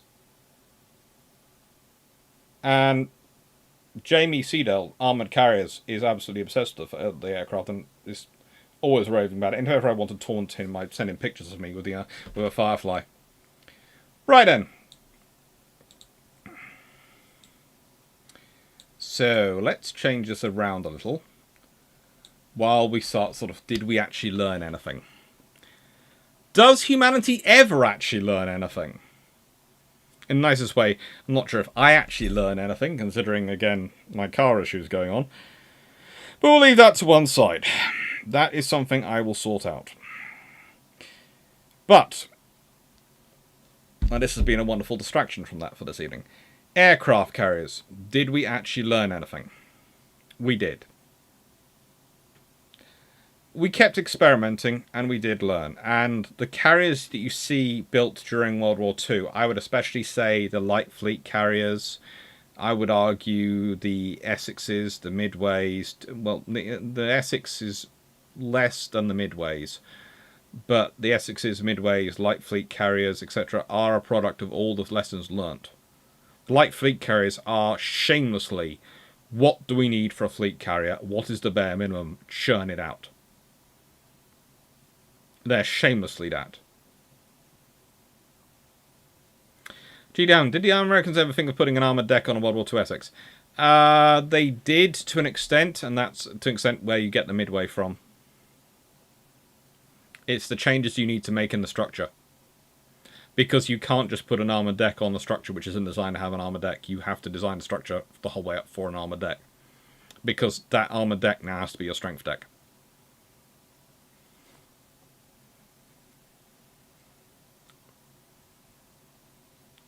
I think I saw this pic on Wikipedia. It was a lot of Onai illustrations.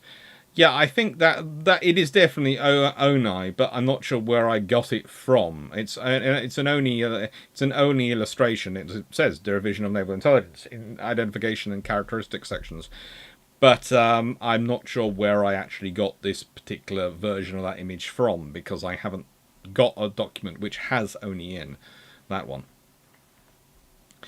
IO2, penny-wise, pound-foolish is emblematic of UK carrier procurement post-war. Penny-wise, pound-foolish, or cent-wise and dollar-foolish has been emblematic of procurement for a very, very long time. The interwar years, prior to war, it's always the case when it's defence procurement.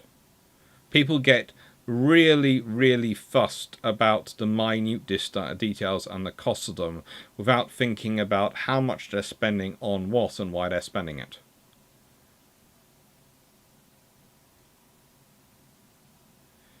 It's probably, I guess we skip Shinano due to derp overdose. No, it's basically, as said, it's 1940 is my cutoff. So Shinano is Shikaku is 1941, Taiyo is 1941, Zukaku is 1941, Shinano is long way down the list, well past the point of where I'm sort of normally talking about them. So I'm cutting off at 1940.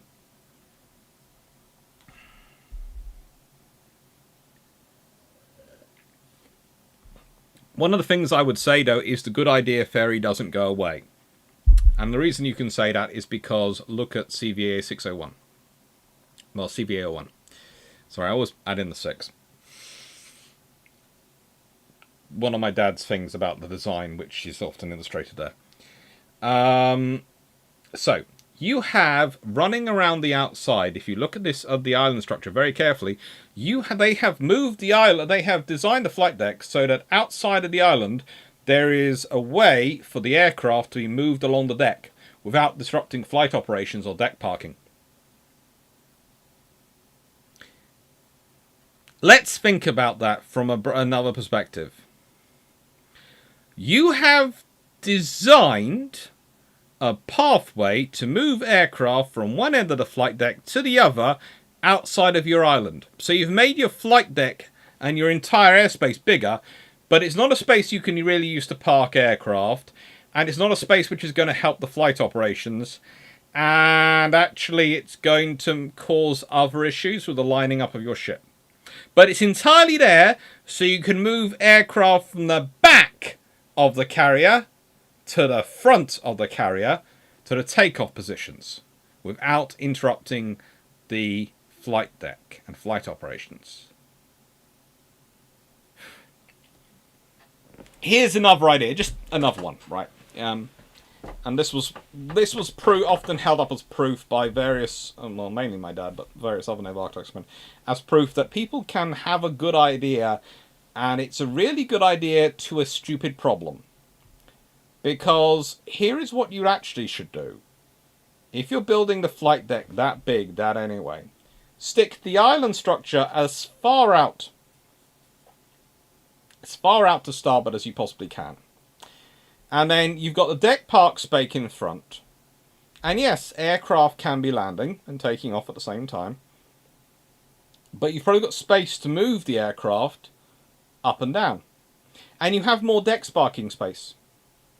And the odds are you will have time between a landing of aircraft, or when landing isn't going on, to move aircraft forward and back for launching. Or you would just tell the aircraft to hold off until you launch.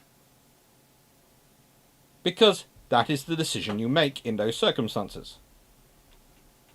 What you don't need is then this extra runway or this extra route around. It's a pointless use of space.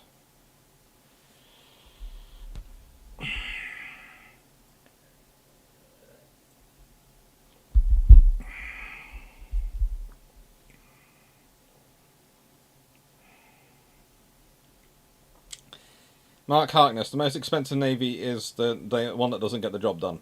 Pretty much. So, thank you for watching. I hope you enjoyed. Going to do a quick discussion of what we've got coming up. We've got the Battle of Coronel coming up next week as a long patrol. I haven't finished recording that. We've got on Sunday questions and answers of naval history till the brew runs out, which may, depending on weather, may or may not be from outside, because it'll be done over a laptop. And then in December, we have got all these, which I am still writing and starting to record. So wish me luck. Thank you for all your support. I wouldn't be able to do everything I do without it. Thank you for the comments. Thank you for the questions. It's lovely. And I hope you enjoyed tonight, and I will see you Sunday. Jim B. Still on. Fantastic. Judging from the calm demeanour, we've moved on from the burn. Well, I always try and have a nice summary section that I can calm down over, that I can feel reassured and happier to finish on, because it makes sense. Go on, Cameron. The question is, if CVO1 is built, do we see the Specialist Phantom having to be built, or can it work with the standard one? It could have probably worked with the standard one. It would have been built to work with the standard one, more than likely. Leslie Mitchell, thanks for grading. Glad you enjoyed it. DG40, thank you. The Run Cash, thank you. Just Funk, thank you. I hope venting about burn helped. It did, as said. I have a feeling between recording videos for while I'm away next week, I'm going to be spending most of tomorrow on the phone to various car dealers to go and try and get them to give me my money back for my car. We'll see. Nothing tomorrow. There is going to be a comment response video coming out tomorrow, and then on Saturday is the long patrol for this video. Sunday is, as said, brew ships. Monday is going to be the next in series 2 of the 19th century cruisers, so it's going to be part 2. Tuesday is, as said, the Battle of Coronel. Wednesday, Thursday, Friday, and Saturday are going to be the continuation of the Series 2 of the 19th century cruisers, and then the following Sunday is going to be, of course, next brew ships. So you're going to have a video every night this week, if I manage to get all the recording done. Take care, D.A. Brock. Thank you, Tanner Ferker. Thank you, Carl Gasberg and Roland Cash. Thank you, Leslie Mitchell. I will be in a hotel in Glasgow on Sunday. That's nice. I will be in, I think, Dorset. I think. Thank you, Jack Ray. Dan Freeman, does CVO design pictured predate or postdate the conceptual development of the angled flight deck? It postdates the conceptual development of the angled flight deck. It massively postdates it. Not a wolf, thank you. Jim B. Is a Jim B. Yes, a bedtime story is better, a calm one. Archie, have a nice evening, thank you. Attitude, the CVO has an angled deck, but it's only like 3 degrees. I think it's slightly more than that, but that drawing is seriously weird. My God, yeah. You buy the replacement car, part paid by credit card. That way, if anything goes wrong, you get the credit card company onto it. Oh, tempting, but problematic. My credit card's already currently mildly maxed out because I might have put all the computer purchases through on it to make sure they were fine. And I've sort of I was paying it down still after my trip to Canada, where potentially, please note this, people, I do not suggest, as I've said before, historians do not give out financial advice, but someone might have blown the planned budget on books while he was in Canada and might have needed to ship them back, and that might have had to go on the credit card, so that might be still being paid off. Okay? Please note, I am totally honest that it was not financially sensible. But I then didn't expect to have all the issues I've had since with cars and other things going wrong. That is on me. It was me who spent it. It was me who made the mistake. Please note, not holding anyone else, not blaming anyone else. It was my weakness when it came to books. Common response on what? That will be seen. As always, the common response is on the video which had the most comments the previous week. That's always what the common response is on. It's always on the video with the most comments. Take care, Colin Cannon. Take care, Derp Squad. Take care, Jim B, IO2, everyone. Thank you, Christopher. Thank you, Jack Ray. My coach, even if you only pay £50, that's enough to they have to step in. Yes, but the trouble is, usually these days they pay by bank transfer, and you can't do that from my credit card because I don't have a really fancy credit card. I have a very basic one because I don't like credit cards as a family, and are coming from a family which has had many people who have worked for banks in it. I see them as a problem that can get you into a lot of trouble. Thank you, JBT19, and thank you, Siegen90. I wish the RN got the supersonic fee as a Sea Vixen. We always do. Thank you, Jack Ray.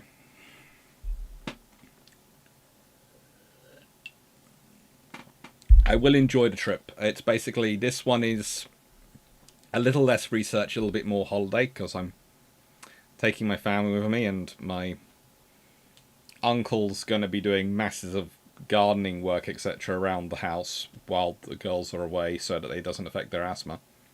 And yeah, then we come back, and then I go away on another research trip, so it's fun. Oh, oof, I understand that one. They are very good books. Oh, speaking of good books, what arrived today, recently? There was a book that's arrived that I was going to show you all. Where is it? Where is it? It's in the bag. Yeah. So, I have an original version of this coming, but I got from Amazon because, as you know, I'm a big fan of Brassies.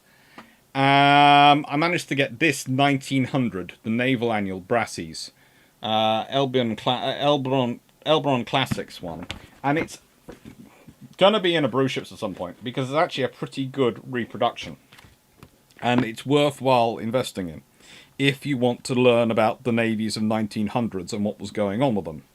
And it does have everything in it, including this wonderful section on American armored cruisers, which I have to say I love.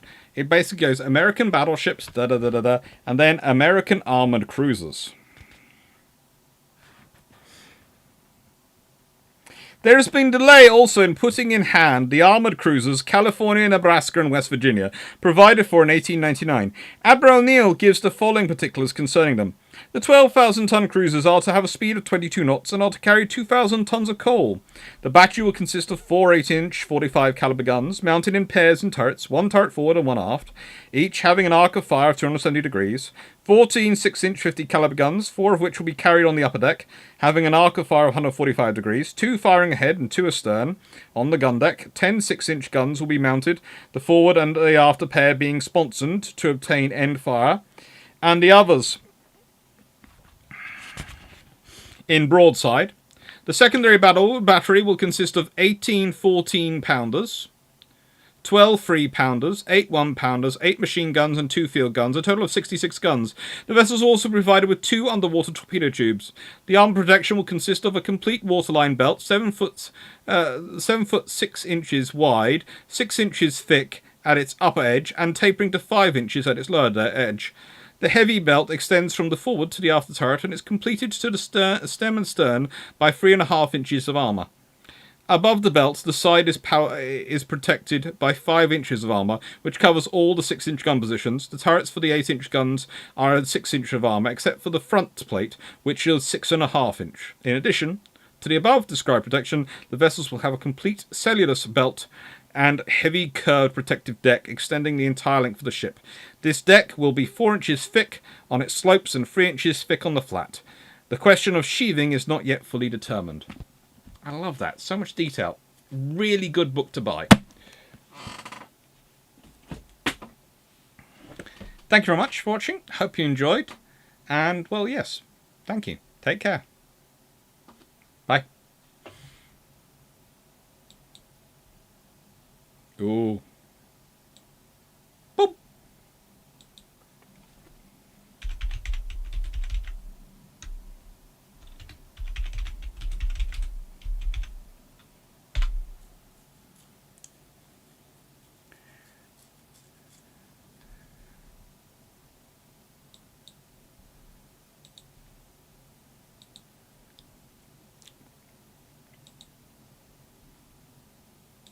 And yes, mildly maxed out is a good expression. It's one I learnt from my grandfather. Take care, everyone. Enjoy. Thank you for watching.